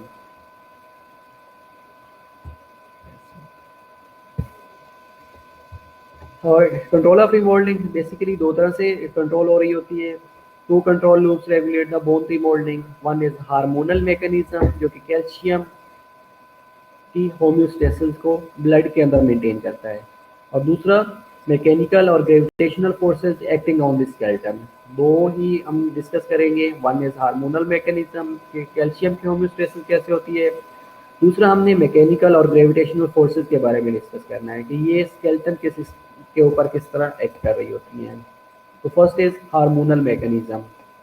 अब हार्मोनल मैकेनिज्म में ये होता है कि rising blood calcium level triggers the thyroid to release calcitonin. पहली जो चीज़ है कि जैसे ही कैल्शियम का लेवल बढ़ेगा तो ये ट्रिगर करेगा थायराइड हार्मोन को कि कैल्सिटोनिन को रिलीज करो। अब कैल्सिटोनिन क्या करेगा? Calcitonin stimulates calcium salt deposits in the bone. Testosterone और जो एस्ट्रोजन्स हैं ये सेक्स हार्मोन्स हैं जो कि मेनली मेल और फीमेल का जो पेल्विक रिडल है उसको बनाने में हेल्प आउट कर रहे होते हैं। ओके, तो हम डिस्कस कर रहे थे कि हार्मोनल मैकेनिज्म के बारे में। हार्मोनल मैकेनिज्म में जैसे ही ब्लड कैल्शियम लेवल बढ़ेगा, कैल्शियम का लेवल ब्लड के अंदर इंक्रीज होएगा, ये ट्रिगर करेगा थायराइड हार्मोन को। थायराइड हार्मोन क्या करेगा? कैल्सिटोनिन को रिलीज करेगा। कैल्सिटोनिन क्या करेगा? कैल्सिटोनिन जो कैल्शियम सॉल्ट्स है उसको बोन्स के अंदर डिपॉजिट करवाने में हेल्प आउट करेगा। कैल्शियम का लेवल ब्लड के अंदर बढ़ा, ब्लड के अंदर कैल्शियम का लेवल जैसे ही बढ़ेगा ये थायराइड हार्मोन को, ये थायराइड ग्लैंड को स्टिमुलेट करेगा, वहाँ से कैल्सिटोनिन रिलीज होएगा। और कैल्सिटोनिन क्या करेगा कि जो कैल्शियम ब्लड के अंदर फिर रही थी उसको बोन्स के अंदर डिपॉजिट करवा देगा। अब जैसे ही ब्लड के अंदर कैल्शियम का लेवल कम हो जाएगा, पहले हमने कहा है कि कैल्शियम का लेवल ज़्यादा होगा, थायराइड हार्मोन कैल्सिटोनिन रिलीज करेगा और वो कैल्सिटोनिन कैल्शियम को बोन्स के अंदर डिपॉजिट करवा देगा। अब अगर किसी वजह से ब्लड के अंदर कैल्शियम का लेवल कम हो गया है तो ये सिग्नल पैराथायराइड हार्मोन के पास जाएगा और पैराथायराइड हार्मोन रिलीज होएगा। पैराथायराइड हार्मोन क्या करेगा कि ओस्टियोक्लास्ट को डीग्रेड बोन मैट्रिक्स करवाएगा और वहाँ से कैल्शियम को रिलीज होगा। कैल्शियम जैसे ही रिलीज होएगा तो वो बोन के अंदर, बोन से निकलेगा, बोन से निकलने के बाद ब्लड के अंदर आना शुरू हो जाएगा। हार्मोनल कंट्रोल नेक्स्ट स्लाइड्स पे आपको आई थिंक मोर इलेबोरेशन हो जाएगी। तो पहली जो चीज़ थी हमने ये डिस्कस किया कि जब कैल्शियम का लेवल बढ़ेगा तो ये थायराइड हार्मोन को ट्रिगर करेगा। थायराइड हार्मोन से कैल्सिटोनिन रिलीज होएगा। कैल्सिटोनिन क्या करेगा कि कैल्सिटोनिन कैल्शियम को बोन्स के अंदर डिपॉजिट करवा देगा, बोन्स के अंदर स्टोर हो गया। अब किसी वजह से अगर ब्लड के अंदर कैल्शियम लेवल कम हो जाता है तो ये पैराथायराइड हार्मोन तक मैसेज जाएगा, पैराथायराइड हार्मोन रिलीज होगा, उसके बाद ये ओस्टियोक्लास्ट की एक्टिविटी को बढ़ा देगा। अब ओस्टियोक्लास्ट ने क्या किया? बोन का जो मैट्रिक्स पड़ा जहाँ पे कैल्शियम स्टोर पड़ी है उसको ब्रेक डाउन करवाएगा और ब्रेक डाउन होने के रिजल्ट में कैल्शियम रिलीज होएगी। कैल्शियम रिलीज होने के बाद ब्लड का हिस्सा बन जाएगी और ब्लड में इसकी स्टेसिस होना शुरू हो जाएगी। ये एक हार्मोनल कंट्रोल है, ये डायग्रामेटिक है। इसमें देखिएगा कि पहली जो चीज़ थी कि कैल्शियम होम्योस्टेसिस ऑफ ब्लड जो कि उसका नॉर्मल लेवल है 9 to 11 mg/100 ml। जब कैल्शियम का लेवल बढ़ेगा ब्लड के अंदर, थायराइड हार्मोन क्या करेगा? कैल्सिटोनिन को रिलीज करेगा। कैल्सिटोनिन वो जो कैल्शियम का लेवल ब्लड के अंदर ज़्यादा था उसको बोन्स के अंदर डिपॉजिट करवा देगा। पहली डायग्राम में ये शो हो रहा है कि कैल्शियम का लेवल, जो कैल्शियम की होम्योस्टेसिस है वो 9 to 11 mg/100 ml, ये उसकी नॉर्मल वैल्यू है। इसको मेंटेन करना ज़रूरी है। जब भी कैल्शियम का लेवल ब्लड के अंदर बढ़ेगा, ब्लड के अंदर बढ़ने के रिजल्ट में थायराइड ग्लैंड तक मैसेज जाएगा, थायराइड कैल्सिटोनिन को रिलीज करवाएगा। कैल्सिटोनिन क्या करेगा कि वो जो ब्लड के अंदर कैल्शियम का लेवल बढ़ा हुआ था उसको बोन्स के अंदर डिपॉजिट करवा देगा। अब किसी वजह से अगर ब्लड के अंदर कैल्शियम का लेवल कम हो गया है तो ये मैसेज पैराथायराइड ग्लैंड तक जाएगा। पैराथायराइड ग्लैंड क्या करेगा कि पैराथायराइड हार्मोन को रिलीज करेगा। अब ये पैराथायराइड हार्मोन क्या करेगा कि ओस्टियोक्लास्टिक एक्टिविटी को बढ़ा देगा। अब जैसे ही ओस्टियोक्लास्टिक एक्टिविटी बढ़ेगी तो ये बोन जो मैट्रिक्स है उसकी डिग्रेडेशन करना शुरू कर देगा। जैसे ही बोन मैट्रिक्स की डिग्रेडेशन होगी तो उसके रिजल्ट में कैल्शियम ब्लड के अंदर रिलीज होएगा और कैल्शियम रिलीज होएगा तो कैल्शियम का लेवल अगेन ब्लड के अंदर नॉर्मलाइज होना शुरू हो जाएगा। कि ये होम्योस्टेसिस एक दफ़ा अगेन डिस्कस कर लेते हैं कि मैंने ये कहा है कि ब्लड के अंदर जब कैल्शियम का लेवल बढ़ेगा, कैल्शियम का लेवल बढ़ने के रिजल्ट में ये मैसेज थायराइड तक जाएगा, थायराइड ग्लैंड तक जाएगा। थायराइड ग्लैंड कैल्सिटोनिन को रिलीज करवाएगा। कैल्सिटोनिन क्या करेगा कि कैल्सिटोनिन कैल्शियम का लेवल जो कैल्शियम ज़्यादा ब्लड के अंदर फिर रही थी उसको बोन्स के अंदर डिपॉजिट करवा देगा, ताकि कैल्शियम की रेंज 9 to 11 mg पर 100 ml की जा सके। अब किसी वजह से ब्लड के अंदर कैल्शियम का लेवल कम हो गया है, तो ये मैसेज पैराथायराइड ग्लैंड तक जाएगा। पैराथायराइड ग्लैंड क्या करेगा कि पैराथायराइड हार्मोन को रिलीज करेगा। पैराथायराइड हार्मोन ओस्टियोप्लास्टिक एक्टिविटी को बढ़ा देगा। जैसे ही ओस्टियोप्लास्टिक एक्टिविटी बढ़ेगी तो ये बोन मैट्रिक्स की डिग्रेडेशन करवा देगा। बोन मैट्रिक्स की डिग्रेडेशन होएगी, वहाँ से कैल्शियम रिलीज होएगी। कैल्शियम रिलीज होने के बाद ये ब्लड का हिस्सा बनेगी। ब्लड के अंदर अगेन ये नॉर्मल रेंज में पहुंच जाएगी, नॉर्मल लेवल अचीव कर लेगी। That is known as calcium homeostasis. ये पूरा मैकेनिज्म है, ये डिस्कस किया गया है कि ये कैसे कंट्रोल होता है। Parathyroid hormone is secreted if the calcium level falls. अगर कैल्शियम लेवल ब्लड के अंदर कम होगा तो पैराथायराइड हार्मोन सेक्रेट होना शुरू हो जाएगा। Parathyroid hormone gene is turned on and more parathyroid hormone is secreted from the gland. Osteoclast activity increase, kidney retains calcium and produces calcitriol. अब ये देखिएगा कि अगर कैल्शियम का लेवल ब्लड के अंदर कम हो गया है तो जो पैराथायराइड हार्मोन है ये क्या करेगा, ये सेक्रेट होना शुरू हो जाएगा। अब पैराथायराइड हार्मोन्स की जो जीन्स है वो टर्न ऑन हो जाएगी और ज़्यादा से ज़्यादा पैराथायराइड हार्मोन रिलीज होना शुरू हो जाएगा फ्रॉम द पैराथायराइड ग्लैंड। तो ये क्या करेगा कि ये ओस्टियोक्लास्टिक एक्टिविटी को बढ़ा देगा और किडनी से कैल्शियम को रिटेन करवा देगा और कैल्सिट्राइल को रिलीज प्रोड्यूस करवाएगा। अब calcitonin hormone is secreted from the parafollicular cell in the thyroid if the calcium blood level gets too high. अब इसके अगर अपोजिट देखा जाए तो जो कैल्सिटोनिन है ये पैराफोलिकुलर सेल्स थायराइड ग्लैंड्स के अंदर पड़े होते हैं, वहाँ से ये सेक्रेट होता है। कब सेक्रेट होएगा, जब ब्लड के अंदर कैल्शियम का लेवल ज़्यादा हो जाता है। तो ये क्या करेगा कि ये ओस्टियोक्लास्टिक एक्टिविटी को कम कर देगा। अब ओस्टियोक्लास्टिक एक्टिविटी ज़्यादा किसने की थी, पैराथायराइड हार्मोन ने।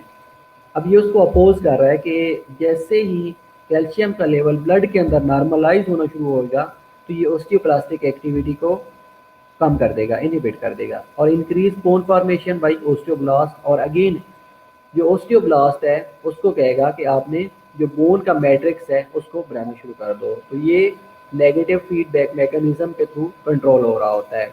देखिएगा अगेन कि हार्मोनल कंट्रोल में हमने ये कहा है कि पैराथायराइड हार्मोन जो है ये कैल्शियम का लेवल जैसे ही ब्लड के अंदर कम होता है तो ये सेक्रेट होता है। सेक्रेट कहाँ से होएगा, पैराथायराइड हार्मोन से, पैराथायराइड ग्लैंड से पैराथायराइड हार्मोन सेक्रेट होएगा।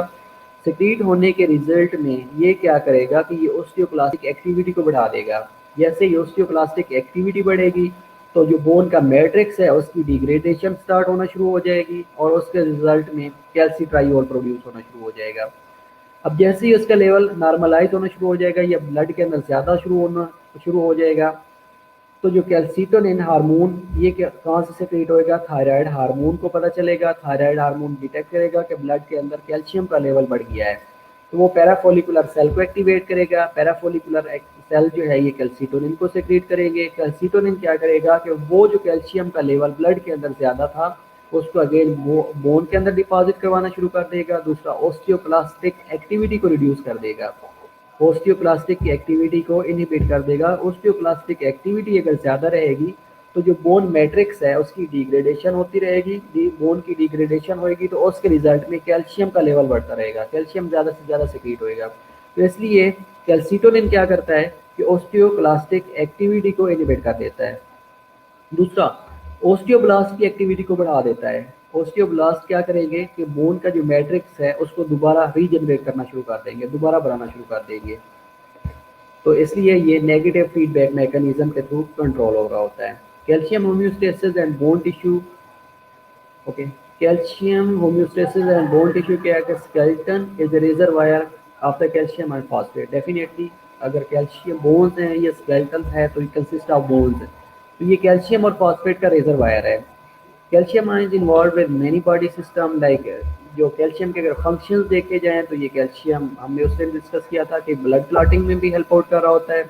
नर्व और मसल के फंक्शंस में स्पेशली एक्शन पोटेंशियल में हेल्प आउट कर रहा होता है, और मैनी बायोकेमिकल रिएक्शंस के लिए भी कैल्शियम रिक्वायर्ड होता है। तो small calcium ions involved in many body systems like nerve and muscle cell functioning, like in nerve conduction होनी है, एक्शन पोटेंशियल होना है, मसल की कंडक्शन होनी है, मसल के अंदर एक्शन पोटेंशियल होना होता है, तो ये कैल्शियम रोल प्ले कर रहा होता है। इसके अलावा ब्लड क्लॉटिंग में हेल्प आउट कर रहा होता है, enzyme function in many biochemical reactions definitely. इसके अलावा small changes in the blood level of calcium can be deadly. तो प्लाज्मा लेवल जो है ये नॉर्मली 9 से लेके 11 एम की पर 100 ml ये मेंटेन करना ज़रूरी होता है। अगर कैल्शियम का लेवल बहुत ज़्यादा होएगा तो ये लीड कर सकता है कार्डियक अरेस्ट को, अगर कम होगा तो ये रेस्पिरेटरी अरेस्ट को लीड कर सकता है। कैसे लीड करेगा? बेसिकली कि जो एक्शन पोटेंशियल हो रहा होता है हार्ट मसल के अंदर भी हो रहा होता है, इसके अलावा नर्व मसल्स के अंदर भी हो रहा होता है, मसल्स के अंदर भी हो रहा होता है। अगर किसी वजह से ये एक्शन पोटेंशियल या तो हाइपर एक्टिविटी हो गई है या डिले हो गया है, तो that will B life threatening situation create हो सकती है।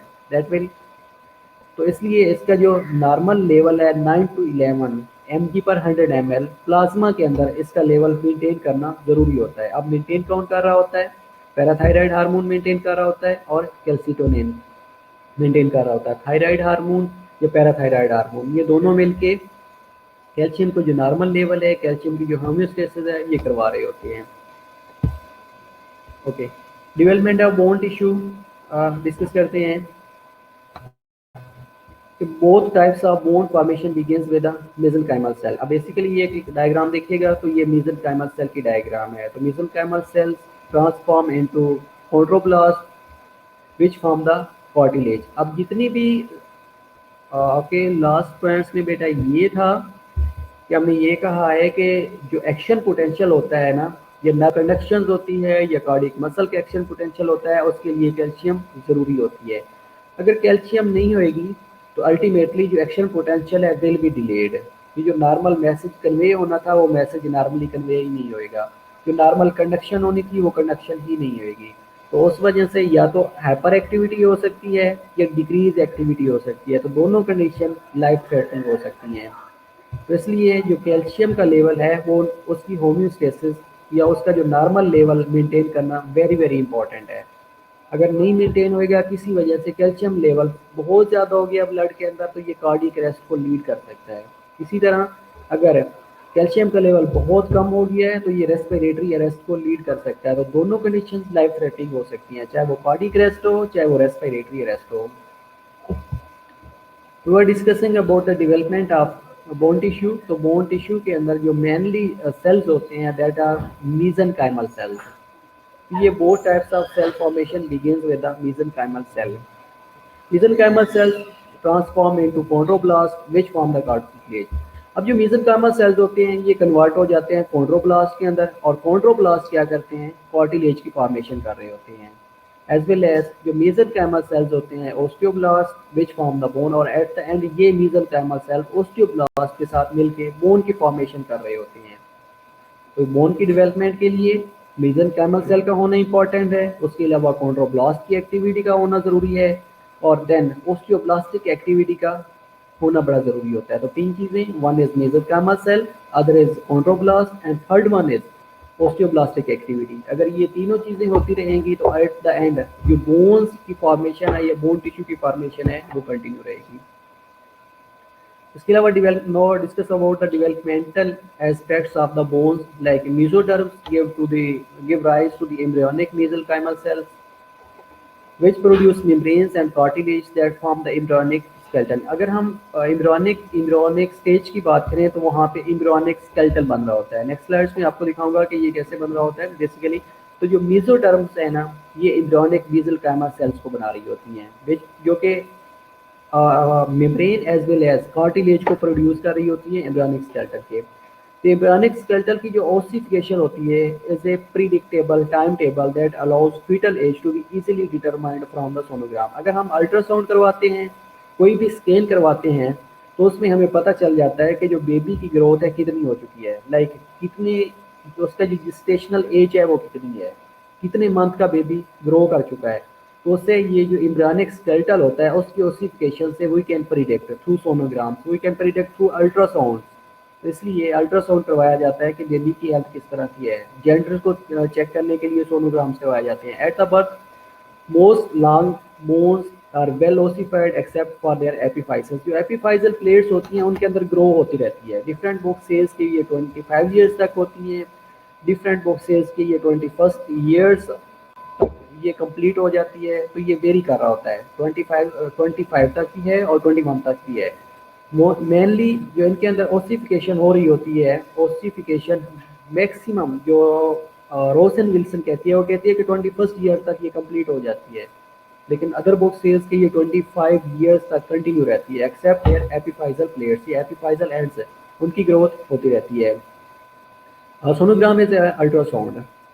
अल्ट्रासाउंड होते हैं जो मोस्टली किसी भी फिजिशियन से करवा सकते हैं, जेंडर्स को चेक करने के लिए या बेबी की हेल्थ देखने के लिए, और ये देखने के लिए कि उसकी जेस्टेशनल एज कितनी है। तो ये देखिएगा कि ये developmental aspects of bone tissue हैं। तो अगर हम डिस्कस करें कि 5th वीक्स के ऊपर जो लिम्स हैं, स्केलेटल ओसिफिकेशन, स्केलेटल का बन रहा होना, स्केलेटल की फॉर्मेशन होना is skeletal ossification. Ultrasound, ultrasonography is other name of sonograms. Like 5th weeks के ऊपर हम देखेंगे तो जो लिम्स हैं, buds appears as mesoderm covered with ectoderm. अगर हम 5th वीक की बात करें तो उसके ऊपर जो लिम्स बर्ड्स हैं इनको अपीयर्स होना शुरू हो जाते हैं as the mesoderm covered with ectoderm, और जो मीजोडर्म होती है ये एक्टोडर्म के थ्रू कवर्ड होना शुरू हो जाती है। और डेफिनेटली जो सर्टेन मेडिकेशंस होती हैं जो ग्रोथ को इंक्रीज कर सकती हैं। इसके अलावा अगर हम 6 वीक्स की बात करें तो 6 वीक्स के अंदर कंस्ट्रक्शन प्रोड्यूसेस हैंड्स और फुट प्लेट के ऊपर कंस्ट्रक्शन होना शुरू हो जाती है 6 वीक्स के ऊपर। At skeleton's now totally cartilaginous. तो जो स्केलेटन है ये टोटली कार्टिलेजिनस बन चुका होता है। इसके अलावा अगर हम 7 वीक की बात करें तो एंडोकार्डियल ओसिफिकेशन बनना शुरू हो जाती है, और 8 वीक्स के ऊपर अपर एंड लोअर लिम्ब अप्रोक्सीमेटली उनको विजिबल किया जा सकता है, नेम दिए जा सकते हैं। ये अपर लिम्ब है, ये लोअर लिम्ब है, और इसकी बोन की ओसिफिकेशन, जो हैंड्स की ओसिफिकेशन, हैंड इतना बन चुका है, जो लेग्स है वो या लोअर लिम्स हैं वो इतने ग्रो कर चुके हैं। तो ये 2 मंथ तक ये पता चल सकता है। तो first one was on the 5th week, then 6th week, then 7th week और 8 वीक्स। 8 वीक्स मीन 2 मंथ के अंदर अपर लिम्स और लोअर लिम्स जिनको अप्रोक्सीमेटली हम नेम दे सकते हैं। Next ageing and bone tissue है कि भाई the age of 25 nearly all bones are completely ossified, कि इनकी कंप्लीटली ग्रो हो चुकी होती है। बट रोसन विल्सन सेज के at the age of 21 years the bones are completely ossified. A single gene that codes for vitamin D rocking determines both the tendency to accumulate bone mass early in the life and risk of osteoporosis later in the life। अब होता क्या है कि mostly आप लोगों ने सुना होगा कि जो फीमेल्स होती हैं या उनके अंदर मीनोपॉज के बाद ओस्टियोपोरोसिस होने के चांसेस होते हैं, लेकिन एक जीन्स होती है जिसके अंदर कोडिंग हो चुकी होती है, और वो क्या करती है कि विटामिन डी को स्टोर करवा देती है। और विटामिन डी सनलाइट से भी लिया जाता है इन दी प्रेजेंस ऑफ 7D हाइड्रोक्लोरोल की प्रेजेंस में, और ये एक्टिव फॉर्म में किडनी से कन्वर्ट हो रहा होता है। तो इसलिए जो जीन्स होती है ये विटामिन डी को स्टोर कर लिया जाता है। लेकिन जब मीनोपॉजल वीमन हो जाती हैं तो उसमें ओस्टियोपोरोसिस के चांसेस बढ़ना शुरू हो जाते हैं। Ageing and bone tissue in the older age bone reabsorption predominates होना शुरू हो जाती है। Of two principal effects aging on the bones, like first is the loss of calcium and other minerals from the bone matrix, demineralization होना शुरू हो जाती है। अब पहली कंडीशन ये होती है कि बोन की डीमिनरलाइजेशन होना।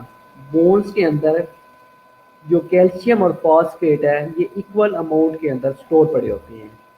अब जैसे ही एज ज़्यादा होएगी तो उसके रिजल्ट में जो ओस्टियोक्लास्टिक एक्टिविटी है वो बढ़ना शुरू हो जाती है। जैसे ही ओस्टियोक्लास्टिक एक्टिविटी बढ़ेगी तो जो बोन का मैट्रिक्स है उसकी डिग्रेडेशन होना शुरू हो जाएगी। बोन की डिग्रेडेशन होएगी तो बोन के अंदर से जो कैल्शियम है वो निकलना शुरू हो जाएगा। जैसे ही कैल्शियम निकलना शुरू हो जाएगा तो उस कंडीशन को बोन की डीमिनरलाइजेशन कहा जाता है। अब बोन की डीमिनरलाइजेशन होएगी, कैल्शियम निकलेगा, जो बोन्स है वो इजी टू डिस्ट्रक्शन होना शुरू हो जाएगी कि उनको इजीली डिस्ट्रॉय किया जा सकता है। तो उस कंडीशन को हम ये कह देते हैं कि ऑस्टियोप्रोसिस होना शुरू हो गई है। ओके बेटा, जो ऑस्टियोप्रोसिस है उसमें ये होता है कि मेनोपॉज के बाद जो नॉर्मल हार्मोनल बैलेंस है वो मेंटेन नहीं हो सकता।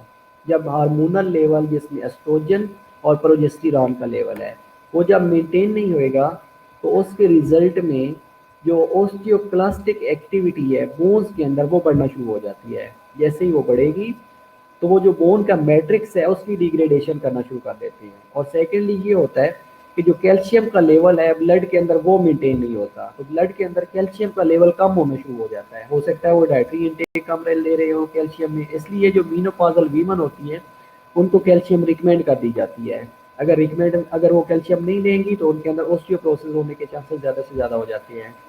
तो जब वो कैल्शियम का लेवल मेंटेन नहीं होगा ब्लड के अंदर तो वो कैल्शियम बोन से निकलना शुरू हो जाएगी। अब बोन से कैसे निकलेगी? बोन से ऑस्टियोक्लास्टिक एक्टिविटी ज़्यादा हो जाती है। अब जैसे ही बोन से ऑस्टियोक्लास्टिक एक्टिविटी ज़्यादा होगी तो वो बोन का जो मैट्रिक्स है उसकी डिग्रेडेशन करना स्टार्ट कर देता है। बोन की डिग्रेडेशन होगी, वहाँ से कैल्शियम रिलीज होएगी और वो कैल्शियम ब्लड के अंदर ब्लड कैल्शियम लेवल को मेंटेन करने के लिए आ जाएगी। तो इसलिए वो फीमेल्स जो मीनोपॉजल होती हैं उनमें ऑस्टियोप्रोसिस के चांसेस इसलिए बढ़ जाते हैं। इसके अलावा वेरी रैपिड इन वीमन जिनकी age 40 to 45 age estrogen level decreases, और एकदम मेल्स के अंदर आफ्टर 60 ईयर्स ऑफ एज ये ऑस्टियोप्रोसिस या डीमिनरलाइजेशन होने के चांसेस ज़्यादा से ज़्यादा होते हैं। इसके अलावा the second principal effect of ageing on the skeletal system is decrease rate of protein synthesis. दूसरी चीज़ मोस्टली आप लोगों ने देखा होगा कि जो लोग ओल्ड एज में चले जाते हैं उनका जो मसल मास है विल बी डिक्रीज, कम होना शुरू हो जाता है। जो स्केलेटल मसल है उसके ऊपर जो मसल मास है रिड्यूस होना शुरू हो जाता है। तो इसलिए वहाँ पे जो प्रोटीन की सिंथेसिस हो रही होती है या जो प्रोटीन का सिंथेसिस का रेट है वो कम होना शुरू हो जाता है। इसके अलावा सम कंडीशन ऐसी होती हैं जिनके अंदर जो मेटाबॉलिक एक्टिविटी है वो कम होना शुरू हो जाती है। लाइक हो सकता है उस पेशेंट्स का थायराइड का प्रॉब्लम हो सकता है, T3 और T4 जो नॉर्मली मेटाबॉलिज्म में हेल्प आउट कर रहे होते हैं वो नहीं हो रहा होता, तो उस वजह से भी जो नॉर्मली मेटाबॉलिज्म हो रही होती है दैट विल बी इनहिबिटेड। इसके अलावा decrease in collagen production which give bones its tensile strength. तो दूसरी कंडीशन ये हो सकती है कि वहाँ से जो ओस्टियोब्लास्ट कोलेजन की प्रोडक्शन कर रहे थे तो ओस्टियोब्लास्टिक एक्टिविटी कम होना शुरू हो जाती है। जब ओस्टियोब्लास्टिक एक्टिविटी कम होएगी तो उसके रिजल्ट में जो क्लोजन सिक्रीट हो रहा था वो क्लोजन सिक्रीट ही नहीं होएगा, वो क्लोजन नहीं बनेगा। अगर क्लोजन नहीं बनेगा तो क्लोजन की प्रोडक्शन अल्टीमेटली कम हो चुकी होती है। और ओल्ड एज में अगेन आपको बता रहा हूँ कि जो ओस्टियोक्लास्टिक एक्टिविटी है वो बढ़ जाती है, ओस्टियोब्लास्टिक एक्टिविटी कम होना शुरू हो जाती है। जैसे ही ओस्टियोप्लास्टिक एक्टिविटी बढ़ेगी तो जो बोन का मैट्रिक्स है उसकी तो डिग्रेडेशन होती जा रही है, लेकिन अगेन जो ओस्टियोब्लास्ट जिसने कोलेजन को रीजनरेट करना था, दोबारा बनाना था, या मैट्रिक्स या बोन मैट्रिक्स को दोबारा बनाना था वो नहीं बन रहा। जब वो नहीं बनेगा तो एट द एंड जो बोन्स हैं उनकी जो नॉर्मली स्ट्रेंथ है वो कम होना शुरू हो जाएगी। इसके रिजल्ट में ग्रोथ हार्मोन की अगर सेक्रेशन कम होएगी तो अल्टीमेटली और bones become brittle and susceptible to fractures. इसलिए जो ओल्ड एज के लोग हैं उनमें जो फ्रैक्चर्स हैं वो कॉमन होते हैं, इसलिए क्योंकि उनका जो मैट्रिक्स बोन मैट्रिक्स है वो रिड्यूस हो चुका होता है, कम हो चुका होता है, वहाँ से कैल्शियम निकल चुकी होती है, ऑस्टियोप्रोसिस हो चुका होता है, तो जो उनकी बोन की स्ट्रेंथ है वो कम हो चुकी होती है। इसलिए इजी टू डिस्ट्रॉय बोन के चांसेस होते हैं कि वो डिस्ट्रक्शन उनकी जल्दी हो जाती है। ये बोन की क्लासिफिकेशन है जो कि हमने इंट्रोडक्शन में भी डिस्कस किया था कि बोन की classification bone classified like long bones होती हैं, शॉर्ट बोन्स होती हैं, सीसमाइड बोन्स होती हैं, फ्लैट बोन्स होती हैं, इरेगुलर बोन्स होती हैं और वॉर्मल्स बोन्स होती हैं लाइक सुचर्स जो हैं उनको कहा जाता है।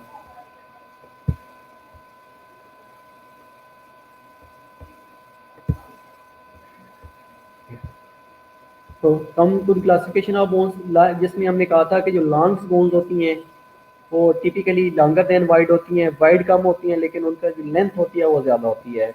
Having a shaft with heads at the both ends के ऊपर शॉफ्ट्स होते हैं, कंटेन मोस्टली कम्पैक्ट बोन्स होती हैं, जिनके एग्जांपल्स मोस्टली फीमर या ह्यूमरस है। फीमर और humerus comes under the long bones.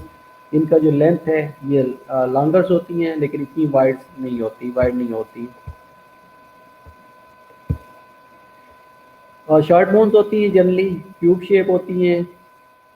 इसके अलावा कंटेन मोस्टली स्पॉन्जी बोन्स होती हैं, और इनकी एग्जांपल जो हैं ये कार्पल्स और टॉर्सल्स है। बेटा बस ये बोन्स की क्लासिफिकेशन है, ये आपने ऑलरेडी डिस्कस किया था इंट्रोडक्शन में, ये कोई डिफिकल्ट नहीं है। तो जनरली जो शॉर्ट बोन्स होती हैं क्यूब शेप होती हैं, कंटेन मोस्टली स्पॉन्जी बोन्स, जिनके जो एग्जांपल्स हैं टॉर्सल्स, कार्पल्स हो सकती हैं, टॉर्सल्स हो सकती है। ये इनकी क्लासिफिकेशन है। अब ये क्लासिफिकेशन में जो लॉन्ग बोन्स है, लॉन्ग बोन देखिएगा femur humerus of the arm है, और दूसरा शॉर्ट बोन देखिएगा कि ये कार्पल्स और रिस्ट बोन्स हैं। इसके अलावा फ्लैट बोन्स की जो एग्जांपल है title bones of the skull है, और जो इरेगुलर बोन्स हैं ये वर्टिब्रा की जितनी भी बोन्स हैं ये इरेगुलर इन शेप होती हैं, इसलिए इनको इरेगुलर बोन्स कहा जाता है। जो लॉन्ग बोन्स होती हैं ये लॉन्ग बोन के जिसके अंदर ह्यूमरस ऑफ द आर्म्स आ सकता है। इसके अलावा शॉर्ट बोन्स के अंदर कार्पल्स ऑफ द रिस्ट आ सकता है। फ्लैट बोन शाफ्ट बेटा पूरी जो उसकी लेंथ होती है। इसके अलावा फ्लैट बोन्स होती हैं, थिन और फ्लैटेंड होती हैं, यूजुअली कर्व्ड इन नेचर होती हैं। Thin layer of compact bone around a layer of spongy bones होती हैं, और इनके एग्जांपल्स लाइक स्कल की बोन्स हो सकती हैं, रिब्स हो सकती हैं, स्टर्नम हो सकती हैं। तो ये सारी comes under the flat bone.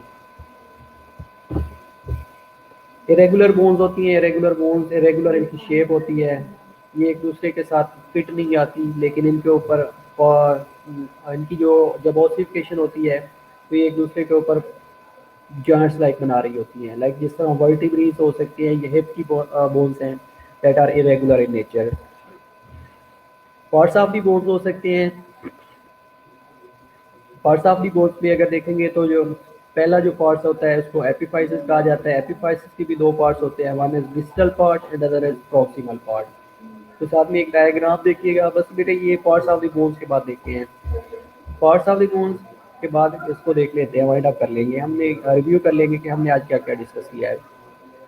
तो एपिफाइसिस होती है, एपिफाइसिस में हमने ये दो चीज़ें होती है, one is distal end proximal. उसके बाद डायाफाइसिस होता है, मेटाफाइसिस होता है, ये इसके पार्ट्स होते हैं। कंपैक्ट बोन होती है, स्पॉन्जी बोन होती है, आर्टिकुलर कार्टिलेज होती है, पेरियोस्टियम होता है, एंडोस्टियम होता है, मेडुलरी कैविटी होती है, ट्रेबिकुलाई होती है, बोन मैरो होता है जिसमें रेड और येलो बोन मैरो होता है। एक डायग्राम है, इसमें देखिएगा कि सबसे ऊपर एपिफाइसल प्लेट्स दिखाया गया है, प्रॉक्सिमल एपिफाइसिस है, डायाफाइसिस है, मिड वाला पोर्शन जो है डिस्टल एपिफाइसिस है, ये फीमर की एक डायग्राम है। तो इसमें आर्टिकुलर कार्टिलेज है जो जॉइंट्स के ऊपर होती है, स्पॉन्जी बोन्स होती हैं, स्पेस कंटेनिंग ये रेड बोन में होता है, एंडोस्टियम होती है, मेडुलरी कैविटी होती है, येलो मैरो होता है, पेरियोस्टियम होती है, ये ऊपर वाली जो कवरेज होती है जिससे ये इसको ब्लड सप्लाई मिल रही होती है। अगर इसकी हम माइक्रोस्कोपिक स्ट्रक्चर देखें तो बस बेटा ये तो दो एक स्लाइड्स और देख लेते हैं, उसके बाद हम रिव्यू कर लेंगे। बोन जो सेल्स होते हैं उनको ओस्टियोसाइट्स कहा जाता है। इन द लिक्यूना में प्रेजेंट होते हैं। Osteocyte transport nutrients are based by cellular process in the canaliculi. Cellular process होता है जिसके थ्रू ये सारी न्यूट्रिएंट्स की ट्रांसपोर्टेशन हो रही होती है थ्रू न्यूट्रिएंट आर्टरी। जो extra cellular matrix of the bone is largely collagen होता है, और उसके अंदर इनऑर्गेनिक असर्ट्स होते हैं। और जो कोलेजन होता है ये बोन को स्ट्रेंथन कर रहा होता है, जो इनऑर्गेनिक साल्ट्स होते हैं ये बोन को हार्ड कर रहे होते हैं। कोलेजन बोन को स्ट्रेंथ करता है, और जो इनऑर्गेनिक साल्ट्स होते हैं मेनली जो कि हमने पहले डिस्कस किए हैं उनमें ये बोन को हार्ड कर रहे होते हैं, लेस देन जो 2% बना रहे होते हैं। अब इसके अंदर अगर हम कम्पैक्ट बोन को देखते हैं, कम्पैक्ट बोन को अगर देखते हैं तो उसके अंदर ओस्टियोन होते हैं जिसको एवेंसल सिस्टम भी कहा जाता है। सेंट्रल कैनाल होती है, इसके अंदर परफोरेटिंग कैनाल्स होती हैं, फोल्कमैन्स कैनाल होती हैं, ओस्टियोसाइट्स होते हैं, लेम्यूना होता है, लिक्यूना होते हैं, बोन मैट्रिक्स होती है, कैनकुलाई होती हैं। तो also we will discuss in next lectures, it will be difficult for you. तो हम आज रिव्यू कर लेते हैं कि आज हमने क्या क्या डिस्कस किया है। सबसे पहले हमने बोन्स के बारे में डिस्कस किया था, उसके फंक्शन देखे थे, उसकी स्ट्रक्चर्स देखी थी कि इसके अलावा डिफरेंट टाइप्स ऑफ सेल हमने डिस्कस किए हैं। डिफरेंट टाइप्स ऑफ सेल, जिसको हमने कहा था कि ऑस्टियोसाइट्स होते हैं, ऑस्टियोब्लास्ट होते हैं, ऑस्टियोक्लास्ट होते हैं। उसके अलावा हमने डिफरेंट फैक्टर्स भी डिस्कस किए थे, तो एक दफ़ा इनको रिव्यू कर लेते हैं। इसके अलावा हमने बोन हीलिंग के बारे में डिस्कस करना था कि हीमोटोमा कैसे बनता है। इंशाल्लाह we will discuss in the next lecture. तो लॉन्ग बोन और शॉर्ट बोन के बारे में हमने डिस्कस किया है, तो एक रिव्यू कर लेते हैं, एक सम अप कर लेते हैं।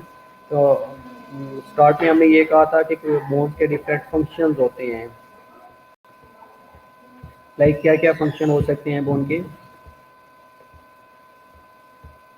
पहला जो फंक्शन हमने डिस्कस किया था कि कोई बोनी फ्रेमवर्क दे रहा होता है।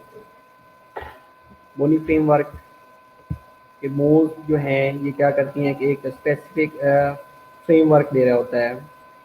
और तो see we will discuss in the next lecture. ये लेक्यूना है, ट्रेबिकुलाई है या कैनिकुलाई है। एक इंट्रोडक्शन के साथ मैं आप लोगों से डिस्कस करूँगा और इंशाल्लाह we will share this slides in the WhatsApp group. तो एक रिव्यू कर लेते हैं, एक सम अप कर लेते हैं समरी कि आज हमने क्या क्या डिस्कस किया है। कि हमने आज मस्कुलोस्केलेटल सिस्टम में के बारे में डिस्कस किया, जिसमें हमने ये कहा था कि बोन्स होती हैं जो कि स्केलेटल का हिस्सा होती हैं, स्केलेटन में आ रही होती हैं, और उसके अलावा वॉलंटरी मसल्स होते हैं जो कि बॉडी को मूवमेंट करवा रहे होते हैं। हमने बोन्स के बारे में आज डिस्कस किया है। बोन्स के बारे में और डेफिनेटली बेटा अगर बुक में से आप लोग रीड करना चाहते हैं तो आप रीड कर सकते हैं। बाकी slides I will share you in the WhatsApp group. तो बोन्स के बारे में, बोन्स के फंक्शन के बारे में हमने डिस्कस किया था कि बोन का जो फंक्शन था हमने ये कहा था कि मिनरल की होम्योस्टेसिस करवाता है डेफिनेटली। इसके अलावा हमने ये कहा था कि ये एक बॉडी को फ्रेमवर्क प्रोवाइड कर रहा होता है। होम्योस्टेसिस के बारे में हमने डिस्कस किया है। इसके अटैचमेंट के बारे में हमने डिस्कस किया। ये क्या करवाता है कि अटैचमेंट करवा रहा होता है बोन टू बोन या बोन टू टेंडन।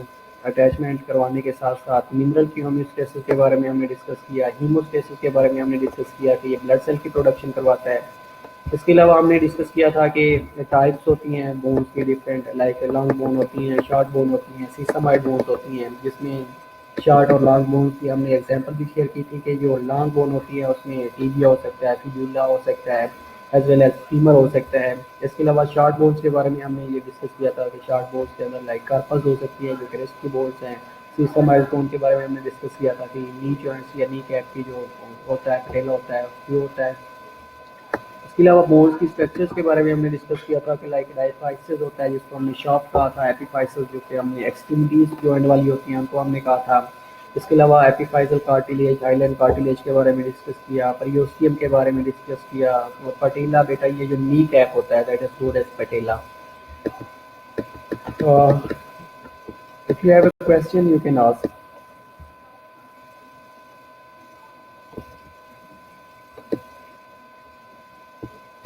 इसके अलावा हमने ब्लड सप्लाई के बारे में डिस्कस किया था कि ब्लड सप्लाई इनको कैसे होती है। ब्लड सप्लाई के लिए हमने न्यूट्रिएंट्स आर्टरीज के बारे में डिस्कस किया कि न्यूट्रिएंट्स जो आर्टरी होती है एक स्पेसिफिक ओपनिंग होती है जिसको हमने फोरामन का नाम दिया, वहाँ से ये इंटर हो रही होती है। इसके साथ नर्व सप्लाई होती है, सेंट्रल नर्व सप्लाई के बारे में हमने डिस्कस किया कि अगर कोई बोन फ्रैक्चर हो जाती है तो वो बहुत ज़्यादा पेनफुल होता है। तो इसलिए होता है क्योंकि वहाँ से जो नर्व सप्लाई जा रही होती है या नर्व सप्लाई कट डाउन होने की वजह से हो रही होती है। ये हमने लार्ज बोन के बारे में डिस्कस किया। और लार्ज बोन में हमने ये भी डिस्कस किया कि जो उनका एंड पार्ट होता है वहाँ पे हाइलेन कार्टिलेज या आर्टिकुलर कार्टिलेज होती है जो कि जॉइंट्स को फ्रिक्शन से प्रिवेंट कर रही होती है। इसके अलावा माइक्रोस्कोपिक स्ट्रक्चर्स में हमने इसके जो मिनरल्स के बारे में डिस्कस किया था कि हमने ये कहा था कि कैल्शियम जो सॉल्ट्स हैं या इनऑर्गेनिक सॉल्ट्स हैं, जिनमें हमने ये कहा था कि कैल्शियम और जो फॉस्फेट का लेवल है ये अराउंड अबाउट 65% प्रेजेंट होता है। इसके अलावा हमने ये डिस्कस किया था कि इनऑर्गेनिक मैट्रिक्स जो होता है ये बोन को एक हार्डनेस प्रोवाइड कर रहा होता है।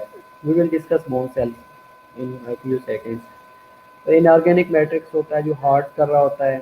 इसके अलावा हमने ये भी कहा था कि जो इनऑर्गेनिक मैट्रिक्स होता है ये इनऑर्गेनिक मटेरियल होता है जिनको हमने ओस्टियोइड्स का नाम दिया था जो कि मोस्टली कोलेजन से बना होता है। उसके बाद हमने ये कहा था कि बोन सेल्स होते हैं। बोन सेल्स जब 3 टाइप्स ऑफ सेल्स कहा था जिनमें ओस्टियोब्लास्ट था, ओस्टियोसाइट्स था और ओस्टियोक्लास्ट था।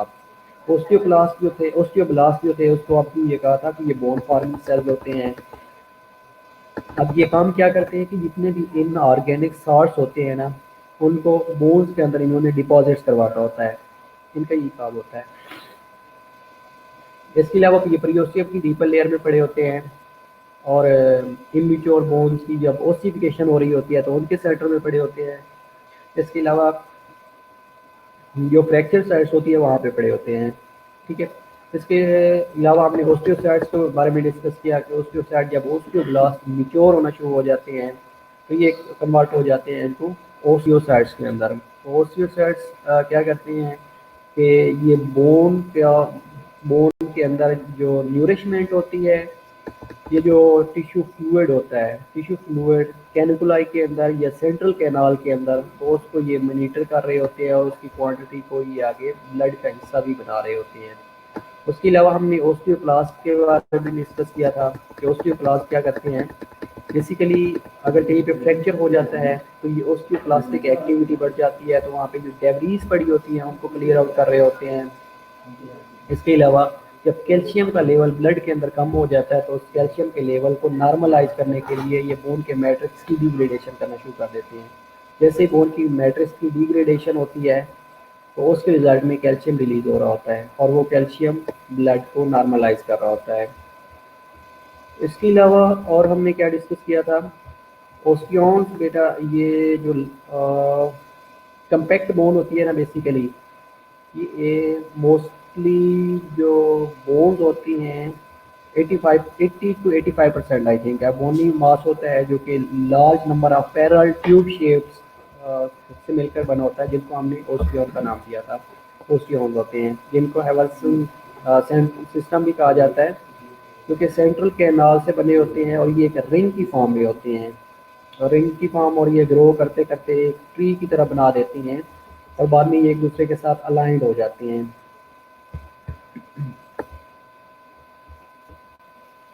इसके अलावा हमने एंड पे डिस्कस किया कि डिफरेंट टाइप्स ऑफ बोन्स होती हैं और लाइक वर्टिब्रल कॉलम की बोन्स हो सकती हैं। I think that was and इसके अलावा वी विल डिस्कस इंशाल्लाह इन द नेक्स्ट लेक्चर के बोन्स की टाइप्स क्या होती हैं। और जो आपकी क्वेरीज हैं you can ask me on the WhatsApp group as well, you can ask me here whenever you are feasible, you can ask me. Okay, thank you, see you inshallah in next lectures, in next class. Okay, take good care of yourself। और corona से बचने के लिए जो government ने एहतियाती तदाबीर आपको दी हैं उनको काइंडली फॉलो करते रहिएगा। Okay, bye bye.